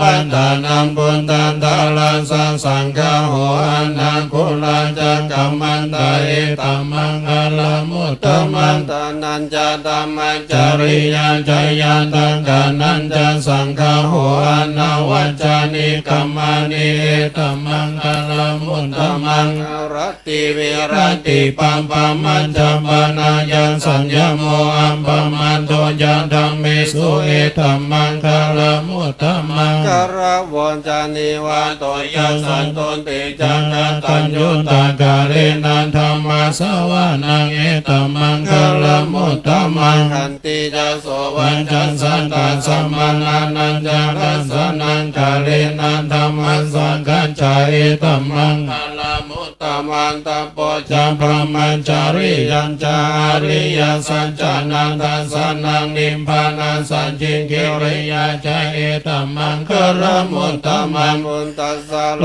กัธรรมเมหิจิตัญญาสนากัมพันธิอาโศกังวิรัตังเขมังเอธัมมังคาลามุตตัมมังทิสานิกัตวานัสสัมปันธรรมปราจิตาสัมปันธสนติกัจฉันติตันเตสัมมังคาลามุตตัมมันติมหามังคลาสุตตังตังอินทวาอุรังวาสันเจสุวายังรัตนังปณิตังนันโนสัมมังอันติตังทังคะอิตัมปิพุนเทรัตนังปณิตังเอเตนะสัจเจนะโสวันติโหนตุขยังวิรังคังอามันตังปณิตังยันสัจจังการสันทยามุนิสมาหิโตนะเตนะธัมเมนะสัมมาดิกินจิอิตัมปิธัมเมรัตนังปณิตังเอเตนะสัจเจนะโสวันติโหนตุยัมปุนตาเสโตปริวานาเยสุจินสมาธิมานันตาริกัญญามาหุสมาธินาเตนะสมุนาวิจติอิตัมปิธัมเมรัตนังปณิตังเอเตนะสัจเจนะสุวัตติโหนตุยิพุทธัสสะอันตังสันตังปันสันทาจันตาริเอตานิโยกานิโหนติเตทังคินายาสังขันตังสัสสาวกาเอเตโสตินานิมหัมภาลานิอิตัมปิสังเกรัตนังปณิตังเอเตนะสัจเจนะสุวันติโหนตุสุปายโยตามานาสารังเดนานิกามิโนโคตมัสสะสนามิเตปันติปัฏฐามาตังวิกายหารัตถมุตตานิปุติปุญจมานาอิตัมปิสังเกรัตนังปณิตังเอเตนะสัจเจนะสุวันติโหนตุขีนังโมรานังนวังนาติสัมภวังวิรัตจินตายติเกภวะสมิเตขีนาปิชาวิรุณิฉันทานิปันติเตรายะทายัมปันติโพอินัมปิสังเกรัตนังปณิตังเอเตนะสัจเจนะสุวันติโหนตุยานิตาภูตานิสมากันตานิภุมมานิวายานิวาอันตาลิเกตังตังคตังเทวามนุสส พุทธิตัง พุทธังธัมมัสสามาสุวันติหนตุยานิตาพุทธานิสมาคาตานิภุมมานิวายานิวันตาริงเกตังตังคาตังเทวามนุสสะพุทธิตังธัมมังธัมมัสสามาสุวันติหนตุยานิตาพุทธานิสมาคาตานิภุมมานิวายานิวันตาริเกตังตังคาตังเทวามนุสสะพุทธิตังสังฆังธัมมัสสามาสุวันติหนตุรัตนังสุตังทิตังวารณิยมัตตะกุสาเลนะยันตังสันตังปัฏฐังอภิสัมมิจัสสะโกโจจัสโสโจจัสโสวะโจจัสสะโมโทอนัตติมานิสันตุสังโฆจัสสุภโรจาปังคินโจจัสสังละโอกาวติสันตินทาริโยจานิปะโกจาอัมปังคัมโพกุเรสุอนันโนกินโตนะจักขุตังสัมมาจาเลกินจิเยนะวิญโยภาเรอุปวัตตยงสุขิโนวะเขมิโนหนตุสัมเปสัตตาภวันตุสุขิตัตตาเยเกจิปนังพุทธทิตาสาวะทาวะลาวะอัตตวะเสสะทิทาวะเยมะหันทาวะมัชฌิมารัสสังกานุคาตุระติตาวะเยนจาอันตินทาเยนจันทุเรวะสันติอาวิทุเรปุตตาวะสัมภเวสีวะสัมเปสันตาภวันตุสุขิตัตตานัมปะโลปะรังนิคุมเมธานันติมันเยนทางกันดังขินังขินจิพยาโรสนาปฏิฆาสัญญานัญญามัญญาสาธุกามิจยามันตายาธานิยังพุทธังอายุสาเอกัมพุทธามโนรักเขเอวัมปิสัมภาพุเตสุมานาสัมภาวะเยอะปริมาณเมตัญจสัมภโรกัสสมิมานาสัมภาวะเยอะปริมาณมุตตังโตยติริยัญจาสัมปันตังอเวรังอันสัมปันตังอิทันจารังนิสิโนวาสยโนวายาวัตสาวิกาตามินโตเอตังสติงาทิเทยะพระมเมตังวิหารังอิธรรมาโอดิตินจานุปันธรรมาศีลวัฏสาเนนะสัมปันโนกาเมสุวินัยเกตังนาอิจตุกัปปะสยันปุณณเลติติการณิยเมตตาสุตัง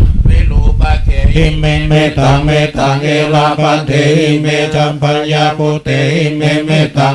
งกันหาโคตามาเกหิจาอาบาทาเกหิเมเมตังตาเกหิเมจันตุปาเทหิเมเมตังภาอุปาเทหิเมมามังอปาทโกหิงสิมามังหิงสิทิปาทโกมามังจตุปาโตหิงสิมามังหิงสิภาอุปาโตสัมเพสัตตาสัมเพปานาสัมเพปุณฑาจักเกวาราสัมเพพันธารานิปัสสันโตมากินจินปะปะมาฆมาอัมปะมาโนพุตโตปะมาโนธัมโมอัปปะมาโนสังโฆวะมานังวันตานิสิริงสัพพานิอาหิมิจิกาสันตามปฏิอุณานาภิสารภูโอสิตากตาเมรังคากตาเมปารินตาปฏิกามันตุพุทธานิโสหังนะโมภังคะวะโตนะโมสัตตานังสัมมาสัมพุทธานานันตปริตาเตตยัญจักขุมาเอกราชาหาริสวรรณปันทเวปะภาโสตันตังนามาสามิหาริสวรรณปันทเวปะภาสังกยัญจักขุทาวิหาริมุติวาสังเยพระมานาเวตาคุสัพพะธรรมเมเตเมนะโมเตจมังภรยันตุนามัตตุพุทธานังนามัตตุโพธิยานะโมวิมุตตานังนะโมวิมุตติยาอิมังโสปาริตังกัตตวโมโรจาลติเอสนาเปตายัญจักขุมาเอกราชาริสวรรณปันทวิมปะภาโสตังตังนามาสามิหาริสวรรณังปันทวิมปัมภาสันตยัจจคุทาวิหาเรมุรติเยพระมานาเวทังกุสัพพะธรรมเมเตเมนะโมเตจามังปารายันโตนามัตถุพุทธานังมัตถุโพธิยาอิโมวิมุตตานังนะโมวิมุตติยาอิมังโสปาริตังกัตตวโมโรวัสสมังอัปปะยิทิมุระปริตาโอชังโคสติ ติสังฆโตธรรมานังวิจโยตันทเวริยังปิติปัสสติโพชังคาจันตันทปะเรสมาตุเปกะโพชังคาสันเทนเดสัมมาทัสสินามุนินาสัมมาทักขันตาภาวิตาภาหุลิกาตาสังวัตันติอาปิญญายานิพพานายะจะโพธิยาเตนะสัจจวัจเจนะโสติเตโหตุสัมปันไดกาสังหิงสมาเยนะโตโมคลานันจังกันสัมปันคิลาเนตุกิเตติสาโพชังเกตตาทิสยิเตจันตังอาบินันติตวโลกามุจิงโสตังคะเนเอเตนะสัจจวัจเจนะโสติเตโหตุสัมปทาเอกันตาธรรมราชาปิงเครัญเยนะพิมพิลินโตจุนทันเทเรนะตัญเยวะภานาเปตวนาสาทลังสัมโมทินตัวจังอาบันดาธรรมาวุนทานสิขานาโสเอเตนะสัจจวัจเจนะโสติเตโหตุสัมปทาปะหินาเตจาอันปันตาทินันนามิมะเหสีนามังคาหันตังกิเลสาวะปตานุปติธรรมาทังเอเตนะสัจจวัจเจนะโสติเตโหตุสัพพทานิมิตังอวัมมังคลัญจโยจามานาโพสกุณาสัสันโตภาปังคาโหตุสุปินาอากันตัมพุทธานุภาเวนะวินาสเมนโตยันโตนิมิตังอวัมมังคลัญจโยจามานาโพสกุณาสัสันโตภาปังคาโหตุสุปินาอากันตังธัมมานุภาเวนะวินาสเมนโตยันโตนิมิตังอวัมมังคลัญจโยจามานาโพ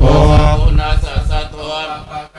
รุสุปินาอากันตังสังฆานุภาเวนะวินาสเมนโต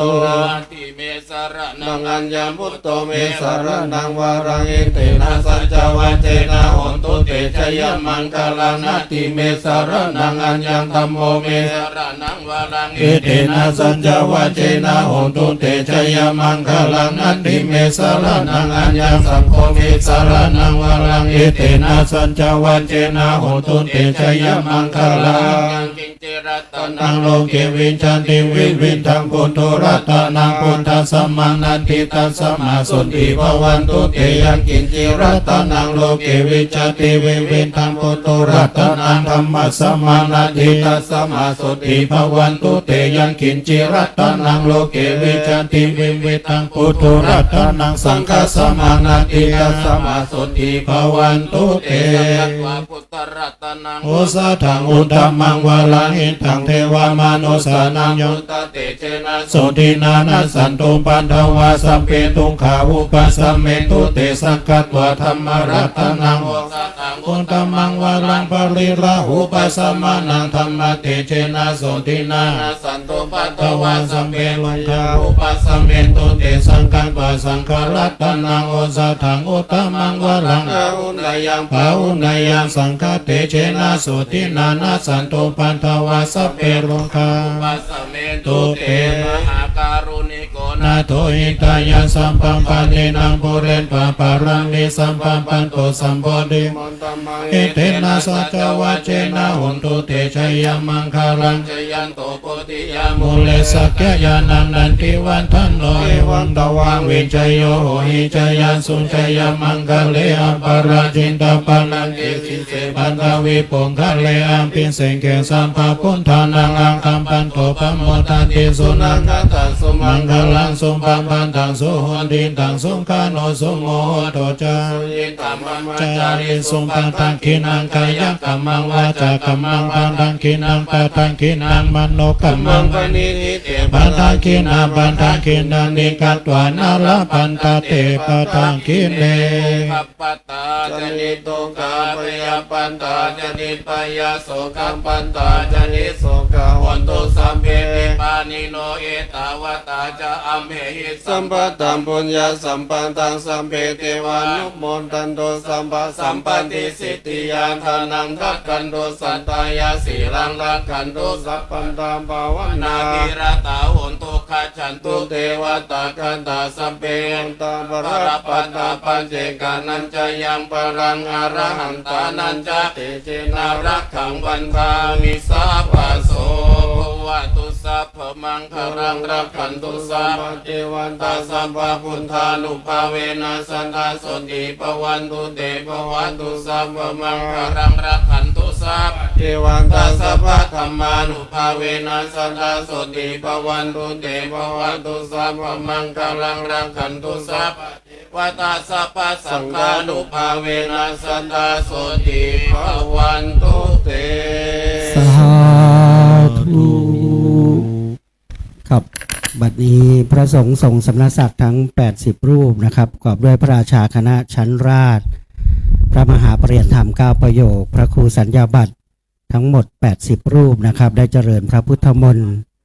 ในการนี้นะครับเมื่ออีกสักครู่พร้อมแล้วเราจะเห็นความเป็นมงคลเป็นสิ่งศักดิ์สิทธิ์ยิ่งนะครับในการประกอบพิธีแต่ละวันซึ่งเดือนนี้เป็นเดือนพฤษภาคมเริ่มตั้งแต่วันฉัตรมงคล4พฤษภาเป็นต้นมาจนถึงวันนี้เป็นวาระวันที่5ของการประกอบพิธีครบถ้วน5วันเป็นเบื้องต้นนะครับและจะถึงวันที่11ก็ขอแจ้งเรียนไปยังทุกท่านนะครับว่าวันที่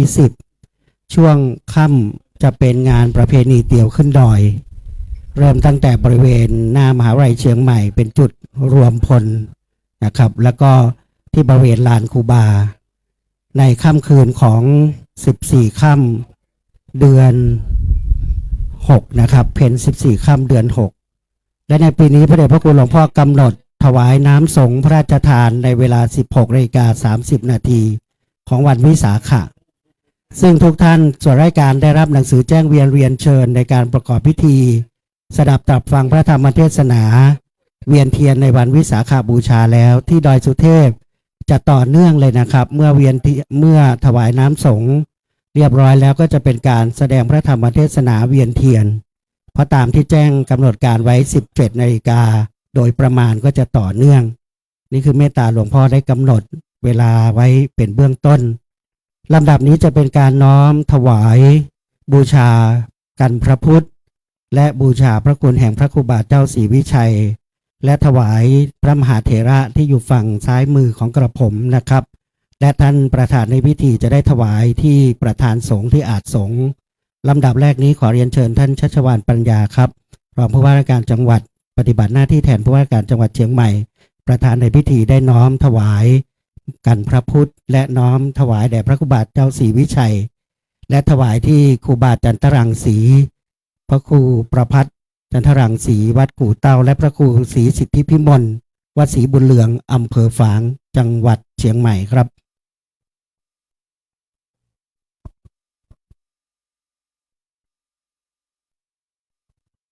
ซึ่งท่านจะ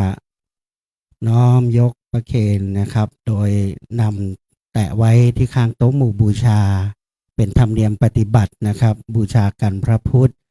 บูชาผู้มีพระคุณดังที่ท่านพระมหาสกุลมหาวีโรองค์แสดงธรรมได้เทศนาว่าพระครูบาใช้เวลานำพาญาติโยมด้วยอธิษฐานบารมี5 เดือน 22 วันพฤศจิกายน 2477 เปิดใช้ถนนนะครับ30 เมษายน 2478ตั้งแต่วันนั้นจนวันนี้90 ปีนะครับ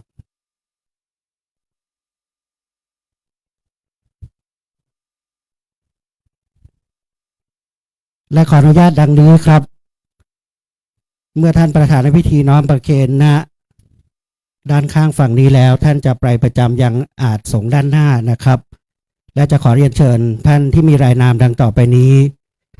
ได้ร่วมน้อมถวายนะครับโดยท่านจะได้พร้อมกันก่อนและน้อมประเคนนะครับ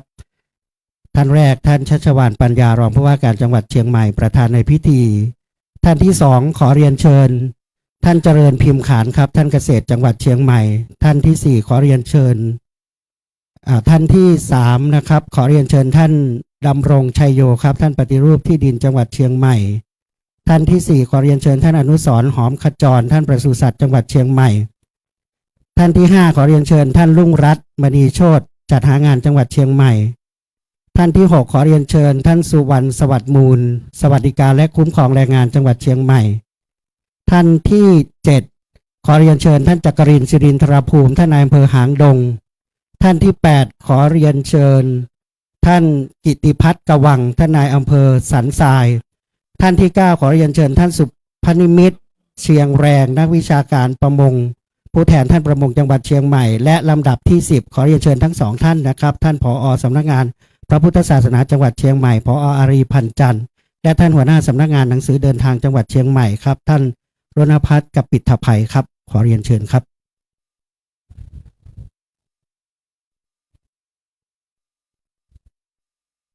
เมื่อพร้อมจะได้น้อมประเคนพร้อมกันนะครับภาพเหล่านี้หลวงพ่อให้ลูกศิษย์ช่างภาพนะครับมีฝีมือได้บันทึกไว้เพื่อตีพิมพ์ในหนังสือในแต่ละปีด้วยนะครับศรัทธาญาติโยมที่อยู่ด้านข้างพระคุณท่าน70รูป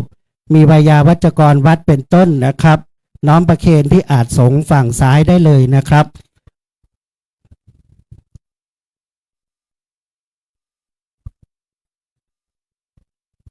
ครับเมื่อน้อมประเคนแล้วทุกท่านประจำเก้าอี้รับรองครับขอแจ้งไปยังญาติโยมที่อยู่รอบบริเวณมณฑลนะครับมหาสังฆทานอันยิ่งใหญ่ได้น้อมถวายแด่บุญญาเขตพระสงฆ์องค์สามเณรจำนวนเกือบ100รูปในวันนี้ทุกท่านมีน้ำหยาดเตรียมหยาดน้ำนะครับพระเดชพระคุณหลวงพ่อเจ้าคุณพระราชกิตติสุนทรจะได้ตั้งอนุโมทนาวิธีหลวงพ่อพระธรรมเสนาบดีถวายอดิเรกถวายพระพรครับ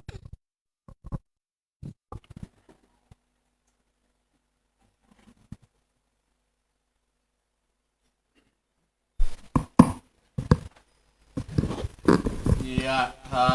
วาริวหาปุราปริปุเรนติสาครัง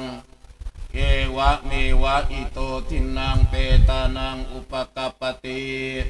อิจิตังปฏิตังตุมหังคิปะเมวะสมิจฉตุสัพเพปุเรนตุสังกปาจันโทปนรโสยะถามณิโช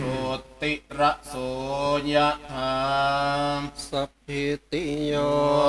วิวันจันโตสัมปโรโควินาสตุมาเตภวันตันตรายโยสุขีติกายุโกภวสัพพิติโยวิวันจันโตสัมปโรโควินาสตุมาเตภวันตันตรายโยสุขีติกายุโกภวสัพพิติโยวิวันจันโตสัพปโลโควินาสตุมาเตภวันตันตรายโยสุขีติกายุโกภวะอภิวาทนาสิริสนิจจังวุตตาปัญญายโนจัตตารโธรรมาวันตันติอายุวันโนสุขังภาลังโสอาตรัตโตสุขิโตวิรุณโตปุตตะสะสะเนอะโรโคสุขิโตโหหิสหัสสะเพหิยันติวิโสหัตตลันโตสุขิโตวิรุณโตปุตตะสะสะเนอะโรโคสุขิโตโห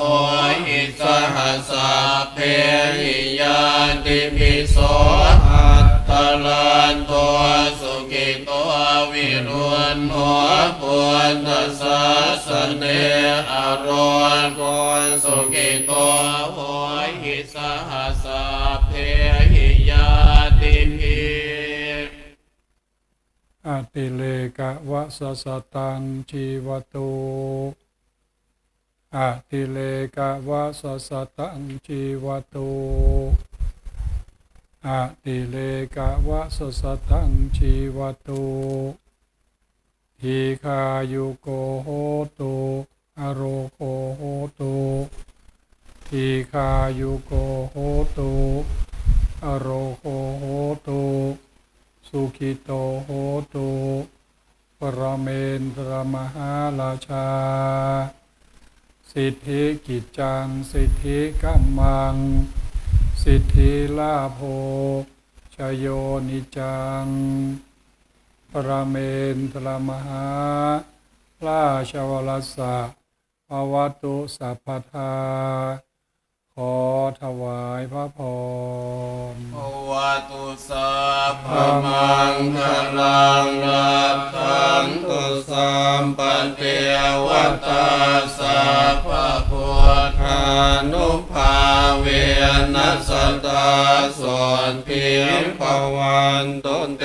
มภวันตุสัมปมังคลังรักขันตุสัมปันติวัตตาสัมปะธรรมานุภาเวนัสสตาส่วนเพียงภวันตุเต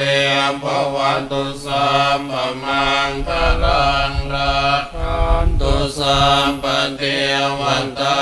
สัพพสังฆานุภาเว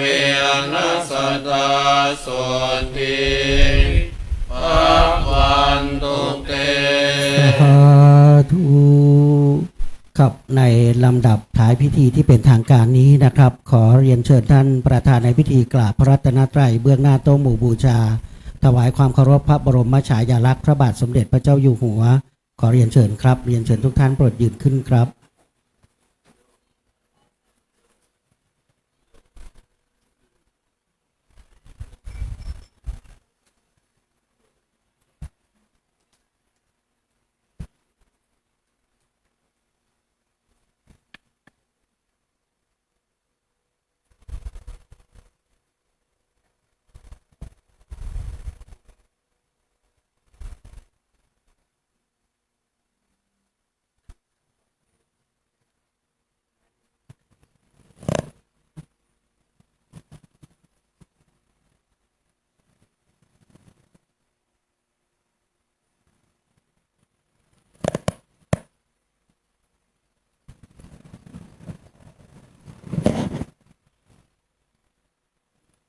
ท่านประธานในพิธีจะประจำเก้าอี้รับรองดังเดิมก่อนนะครับจะขออนุญาตนำเข้าสู่เวลาอีกสัก 5-10 นาทีนะครับในการที่จะนำกล่าวบูชาพระและเจริญสติสมาธินะครับในการประกอบพิธีแบบล้านนานะครับ กับเพื่อการกระทำบำเพ็ญบุญของเราท่านสำเร็จทั้ง3ประการคือ1ทานนามัยบุญสำเร็จด้วยการทำบุญถวายมหาทาน 2. ศีลไมยบุญสำเร็จด้วยการสมาทานรักษาศีล 3. ภาวนาไมยบุญสำเร็จด้วยการเจริญเมตตาภาวนาต่อไปกราบไหว้สานิมนต์ทุกรูปเรียนเชิญสาธุชนทุกท่านได้กำหนดลมหายใจเข้าลมหายใจออกเข้าคู่ลมหายใจเข้าสู่ภาวนาไมยณบัดนี้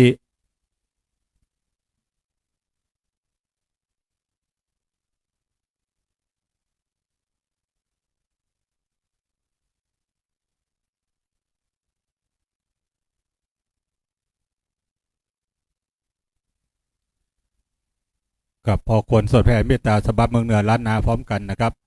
อิตังตานากัมมังนิพพานาปัจจยโยโหตุโนนิจจังอิตังศีลกัมมังนิพพานาปัจจยโยโหตุโนนิจจังอิตังภาวนากัมมังนิพพานาปัจจยโยโหตุโนนิจจังยังกินเจโกสาลังกาตาปังกัมมังสาเปหิกาเตหิกาตังปุญญังโนอนุโมทันตุสุนันโตพนโตเยเตวะอาสามิงทาเนอาทิคาตาทิคายุกาสัทธาหนโตสัพพสัตตานังสุขีอัตตานังปาริหาลันโตม มาตาปิตาสุขิตาหุนตุทุกขปะมุนจันโตสัพเพยาตากาสุขิตาหุนตุทุกขปะมุนจันโตสัพเพอะยาตากาสุขิตาหุนตุทุกขปะมุนจันโตสัพเพปิสาสัพเพยัคขาสัพเพเปตาสุขิตาหุนตุ ทุกขปะมุนฉันโตสัพเพนาคตาสุขิตาหุนตุทุกขปะมุนจันโตสัพเพเทวาสุขิตาหุนตุทุกขปะมุนจันโตสัพเพอาจาริยุปัจจายาสุขิตาหุนตุทุกขปะมุนจันโตสัพพสัมปตินังเมจันตุโววันธามิพุทธังสัพพังเมโทสังฆามาทาเมพันเตวันธามิธัมมังสัพพังเมโทสังฆามาทาเมพันเตวันธามิสังฆังสัพพังเมโทสังฆามาทาเมพันเตวันธามิคาโรโอปัจจายาจาริเยสัพพังเมโทสังฆามาทาเมพันเตวันธามิกัมมัฏฐานังสัพพังเมโทสังฆามาทาเมพันเตวันธามิอาราเมพัทธสีมายังสัพพังเมโทสังฆามาทาเมพันเตวันธามิเจติยังสัพพังสัพพทาเนโสปฏิทิตาสารีละธาโตมหาโพธิงพุทธาโลปังสักกาลังสัทธานาคาโลเกเทวะโลเกธรรมาโลเกจัมโพติเปลังกาทิเปสาลีลาธาตุโยเกสาธาตุโยอาราหันตาธาตุโยเจติยังขันธาโกติงจตุลาสิติสาหาเสธรรมคันเทสัพเพสังปาทาเศรษฐิยังอาหังวันทาเมสาภาโสต่อไปกล่าวคำไหว้คำปูจาพระบรมธาตุเจ้าโดยสุเทพตั้งนะโมสามจบพร้อมกันแล้วว่าตามกับผมเป็นวรรคๆนะครับนะโมตัสสะภะคะวะโตอะระหะโตสัมมาสัมพุทธัสสะนะโมตัสสะภะคะวะโตอะระหะโตสัมมาสัมพุทธัสสะนะโมตัสสะภะคะวะโตอะระหะโตสัมมาสัมพุทธัสสะสุวรรณเจติยังสุวรรณเจติยังเกสาวระเกสาวรามัทธลุงคังมัทธลุงคังวรัญญธาตุงวรัญญธาตุงสุเทวานามกังสุเทวนามกังนรเทเวหินรเทเวหิสัพพะปูชิตังสัพพะปูชิตังอหังวันทามิอหังวันทามิสัพพทาสัพพทาปัญญวาปัญญวาอัสมิงเยวะอัสมิงเยวาจันทิมาจันทิมาอิวะทารยังอิวะทารยังปิตากัตตะเยปิตากัตตะเยศาสนาศาสนานิยานิเกตินิยานิเกติโมคาโมคาปัทมวรังปัทมวรังอปายะอปายะนิวารนังนิวารนังอระหังอระหังสักขโสปานังสักขโสปานังปัทมังปัทมังอุปัชชังอุปัชชังขหาเป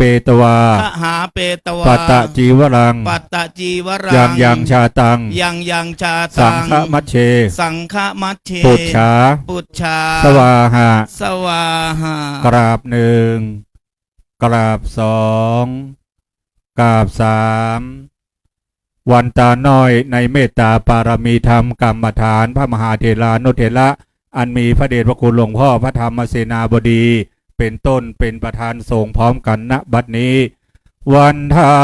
มิพันเตสัพพังอาปาราทังขามาทามิพันเตมายากาตังปุญญังสามินาอนุโมทิตาพังสามินากาตังบุญยังไมหังตาตาพังสาธุสาธุอนุโมทามิ ขอให้ท่านทั้งหลายโชคดี มีสุข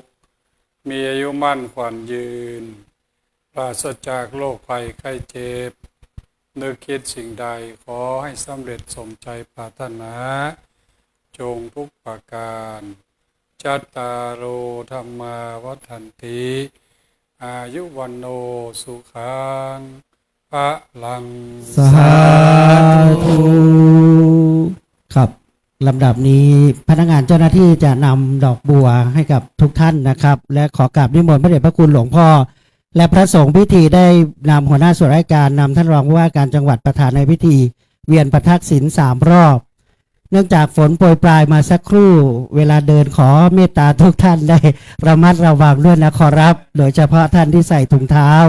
หลังจากนั้นหลวงพ่อจะเมตตาให้เราถ่ายรูปด้วยนะครับ แล้วก็จะได้ส่งน้ำพระธาตุถ้าเริ่มเวลาตั้งแต่4 โมงครึ่งจริงๆคือ5 โมงตอนนี้เพิ่ง6 โมง 25 นาทีไม่ถึง2 ชั่วโมงครึ่งดังที่ได้ปรารภไว้เชิญนะครับ ตอนนี้พระเดชพระคุณหลวงพ่อจะนำคณะสงฆ์เดินนำหน้าเราและจะได้สวดบทพุทธคุณธรรมคุณสังฆคุณผมเชื่อแน่ด้วยสัจจะบารมีของทุกท่านฝนจะไม่ตกจนกว่าเราจะถึงบ้านนะครับ ขอบารมีแห่งพระธาตุเจ้าดอยสุเทพนะครับ ได้ปกปักรักษาทุกท่านครับ อิติปิโส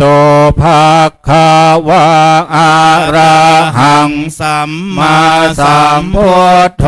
วิชชาจารณะสัมปันโนสุขโตโลกาวิโทอนุตตาโลปุริสธรรมาสาลาธิสัทธาเทวามนุษย์สานังพุทโธภะคะวะติสาวาคาโตภะคะวะตาธัมโมสันทิฏฐิโกอากาลิโก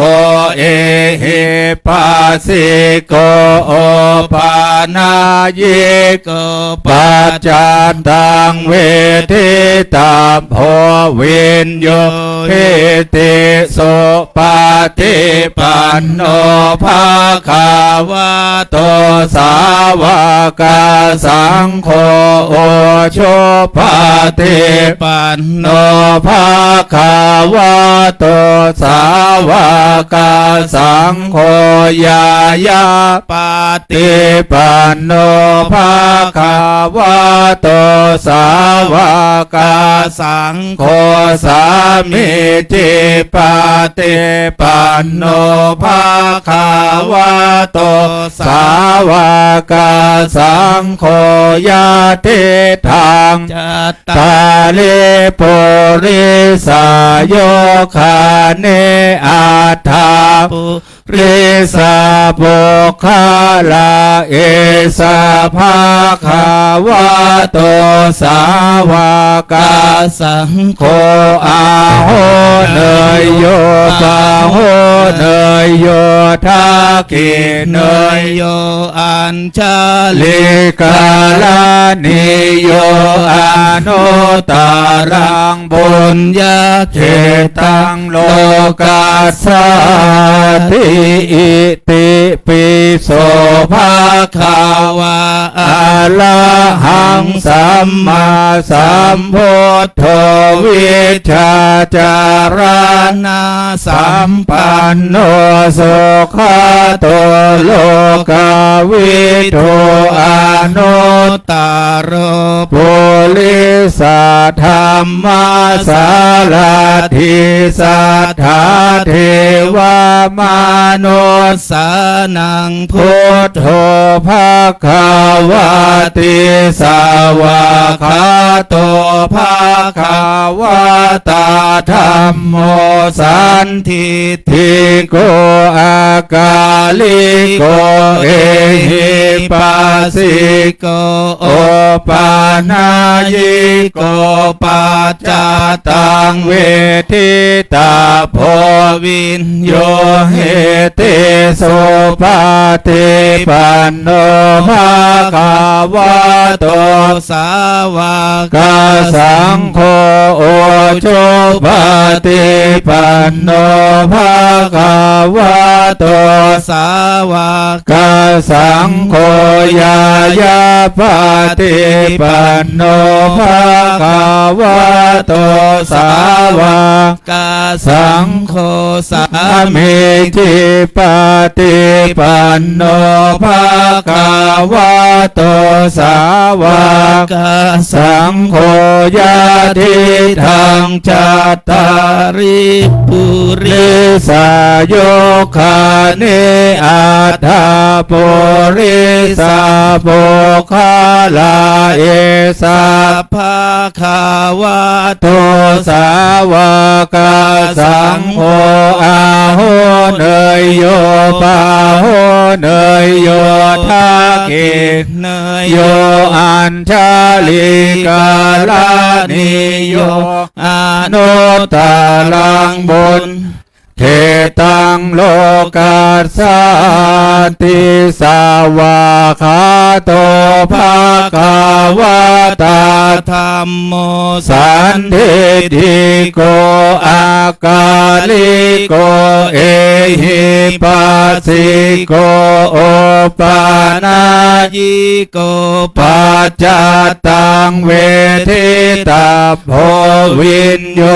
เหติโสปาติปันโนภาคาวะโตสาวกสังโฆโอโชปาติปันโนภาคาวะโตสาวกสังโฆ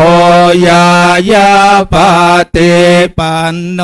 ภาคาวะโตสาวกสังโฆสามิจิปาติปันโนภาคาวะโตสาวกสังโฆญาติทังจัตตาริปุ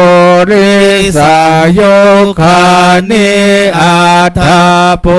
ริสาโภคาลาเอสาภาคาวะโตสาวกสังโฆอาโหเนยโยปาโหเนยโยทาเขเนยโยอัญชาลิการานิโยอนุตตรังบุญญาเขตังโลกัสสาติ สาธุครับเป็นบุญของเราเหลือเกินนะครับ เป็นที่บุญยิ่งของศรัทธาสาธุชนหลวงพ่อเจ้าวาดนำท่านรองผู้ว่าราชการจังหวัดได้เวียนประทักษิณใกล้ชิดองค์พระบรมธาตุดอยสุเทพส่วนราชการทุกท่านนะครับถือว่าท่านได้มีโอกาสแห่งบุญขอให้ท่านตั้งจิตอธิษฐานเป็นอธิษฐานบารมีเจริญด้วยยศลาภยศสุขสรรเสริญทุกประการกราบนิมนต์หลวงพ่อเจ้าอาวาสหลวงพ่อเจ้าคณะภาคของเราครับนิมนต์พระราชาคณะพระเถระผู้ใหญ่นั่งที่เก้าอี้รับรองเบื้องหน้ามณฑลพิธีจะบันทึกภาพคณะสงฆ์ก่อนนะครับหลังจากนั้นจะได้เรียนเชิญท่านรองผู้ว่าราชการจังหวัดประธานในพิธี1ท่านเดียวๆก่อนในเฟรมที่2หลังจากนั้นจะเป็นหัวหน้าส่วนราชการขอบพระคุณครับวันนี้เป็นวาระเวียนแห่งอำเภอสันทรายอำเภอหางดงนะครับเมื่อวานเป็นของอีก2อำเภอมีแม่ริมเป็นต้นวันนี้มีท่านปลัดอาวุโสมาด้วยนอกจากท่านนายอำเภอนะครับท่านนายอำเภอหางดงแล้วก็ท่านนายอำเภอกิติพัฒน์กวังท่านนายอำเภอสันทรายภาพเหล่านี้จะปรากฏนะครับในหนังสือที่ระลึกของปีหน้าด้วย แล้วก็ภาพข่าวด้วยนะครับครับขอบพระคุณเชิญท่านรองครับตรงกลางเยื้องหลวงพ่อเจ้าอาวาสครับผม ขอเฟรมแรกท่านรองก่อนนะครับผม ขอประทานอภัยครับท่านขออนุญาตท่านประธานในพิธีครับเชิญท่านหัวหน้าส่วนราชการครับ วันนี้ได้รับความกรุณาโดยการแจ้งเวียนเรียนเชิญนะครับ โดยเฉพาะอย่างยิ่งกระทรวงแรงงานกระทรวงเกษตรและสหกรณ์นะครับ และที่แฟนพันธ์แท้นะครับท่านหัวหน้าสำนักงานหนังสือเดินทางนะครับ มาทุกวันได้นะครับงานบุญไม่มีห้ามขอให้ท่านมาเถอะนะท่านปลัดอาวุโสนะครับจากอำเภอแม่วางนะครับโค้งนะครับสำหรับพนักงานเจ้าหน้าที่ของกระทรวงวัฒนธรรมเรารอท้ายนะครับช่างภาพใหญ่ขออนุญาตเลยนะครับให้ภาพกล้อง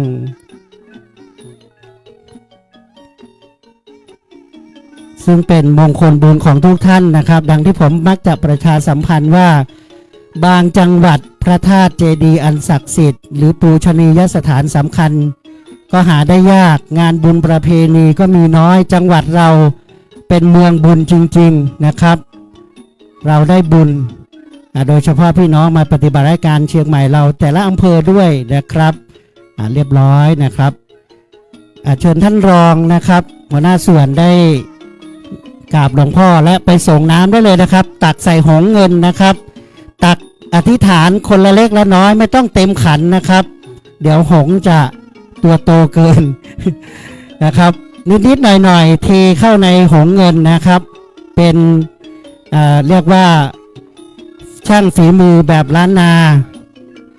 ญาติโยมจะถวายน้ำผึ้งหลวงพ่อเชิญเลยนะโยมนะกราบขอบพระคุณพระมหาเถระเชิญครับเชิญท่านรองครับเชิญหัวหน้าส่วนตักน้ำใส่หงเงินนะครับตักน้ำใส่หงเงินตั้งจิตอธิษฐานกองมองเซิงจากลูกศิษย์วัดกูเต้า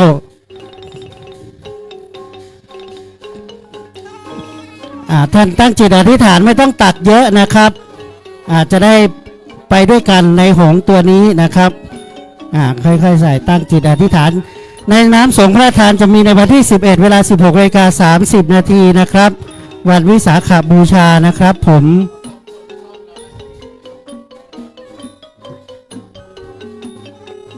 ญาติโยมท่านใดจะส่งน้ำเชิญนะถ้าหงตัวแรกเต็มแล้วก็รอหงจะบินมาอีกรอบนะครับค่อยเพิ่มเติมนะครับ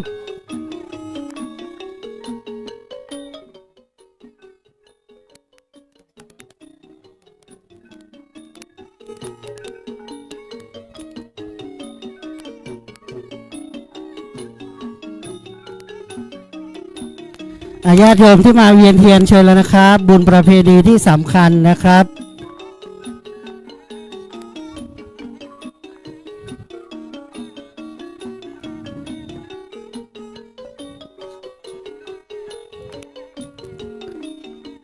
ทุกท่านตั้งจิต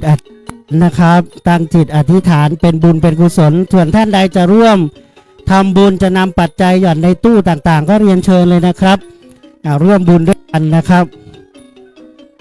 พอ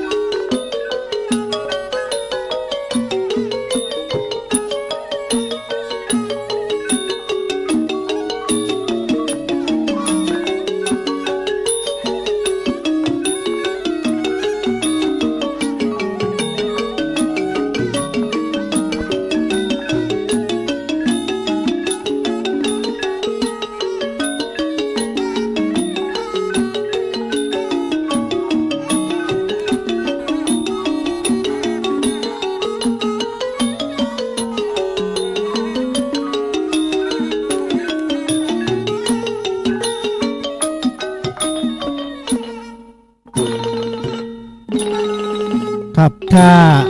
เต็มในตัวแรกแล้วประนมมือนะครับ เดี๋ยวเพลงมหาฤกษ์จะบรรเลงนะครับ ทุกท่านประนมมือหงส์งดงามหงส์เงินจะอัญเชิญน้ำสงฆ์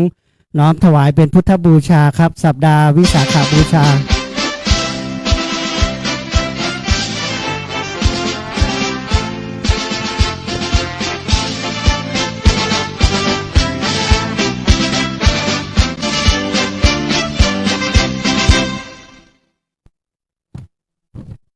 ทุกท่านสังเกตหงส์นะครับกำลังถวายน้ำสงฆ์เป็นหงส์เงินอันมงคล แบบศิลปกรรมแบบล้านนานะครับ เป็นช่างฝีมือล้านนา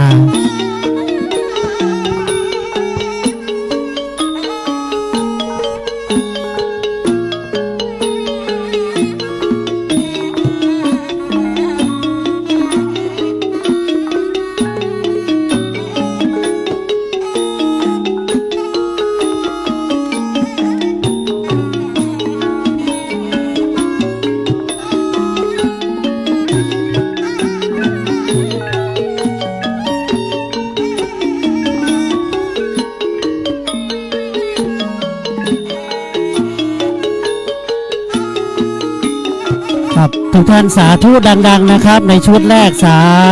ธุสาธุสาธุเชิญญาติโยมชุดที่สองเลยนะครับกราบขอบพระคุณท่านประธานในพิธีหัวหน้าส่วนราชการท่านใดมาแล้วไม่ส่งน้ำกลับไปจะเสียดายโอกาสบุญครับ เชิญนะครับกราบขอบพระคุณหัวหน้าส่วนราชการทุกท่านนะครับ เรามีการทำบุญทุกวันในเวลา 4 โมงครึ่ง